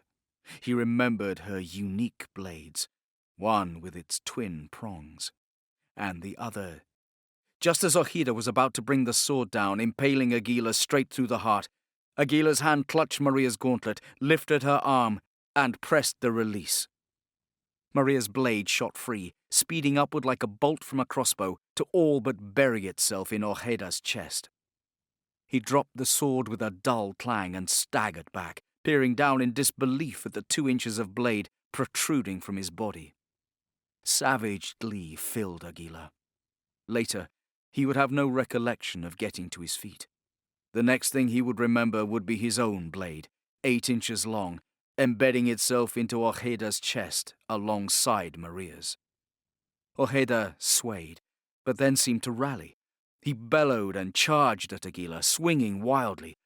The assassin sliced once left, once right, and then brought both blades sweeping across Ojeda's midsection. The knight's black leather armor was now ribbons, as was the flesh beneath it, pouring forth scarlet liquid like a fountain. His face was contorted, teeth bared with hate, but instead of triumph, Ojeda's eyes were wide with fear. He struck at Aguilar, and there was still force behind the blows as they landed on the assassin's shoulders. But no amount of stubbornness could prolong the inevitable, and both assassin and Templar knew it.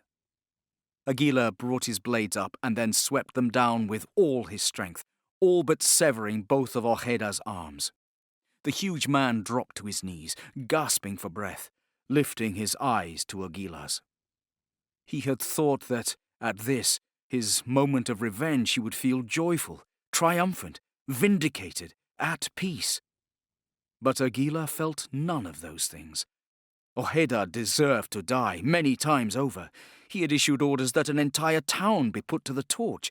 He had subdued and brought Aguilar's parents to the stake, and had gloried in watching their agony as they, and Benedicto too, had been burned while still alive to feel the pain. Ojeda had not killed Maria. She had robbed him of that triumph at least, and now Aguilar was about to take the life of one whom many whispered could not die. But Aguilar did not feel joy. He was surprised to find that he felt pity.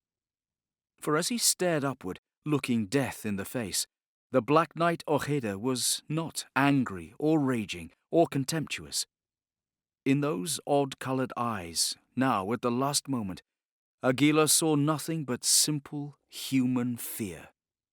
He lifted his blades and brought them down, burying them deep into the Templar's neck. Still the mountain would not crumble. Ojeda swayed again, but stayed on his knees. With an odd gentleness, Aguilar brought his bloody fingers to his enemy's face and gently closed his eyes. There was a long, low sigh, and then, slowly, Ojeda fell to the floor. Silence in the vast room, except for the trickle of water and Aguilar's own laboured breathing heavy in his ears. Then a quiet sob drew Aguilar's attention, and he slowly turned his burning gaze to the frightened face of young Ahmed, and then upward to his father, Mohammed. Mohammed, whose weakness, whose love for his child had brought all this upon them, had cost Maria her life.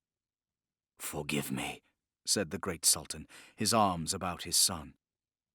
"I could kill him right now," Aguilar thought. He knew that Mohammed would not resist. The Sultan had betrayed the Brotherhood, and so many of those Aguilar had loved had died for that act of paternal devotion.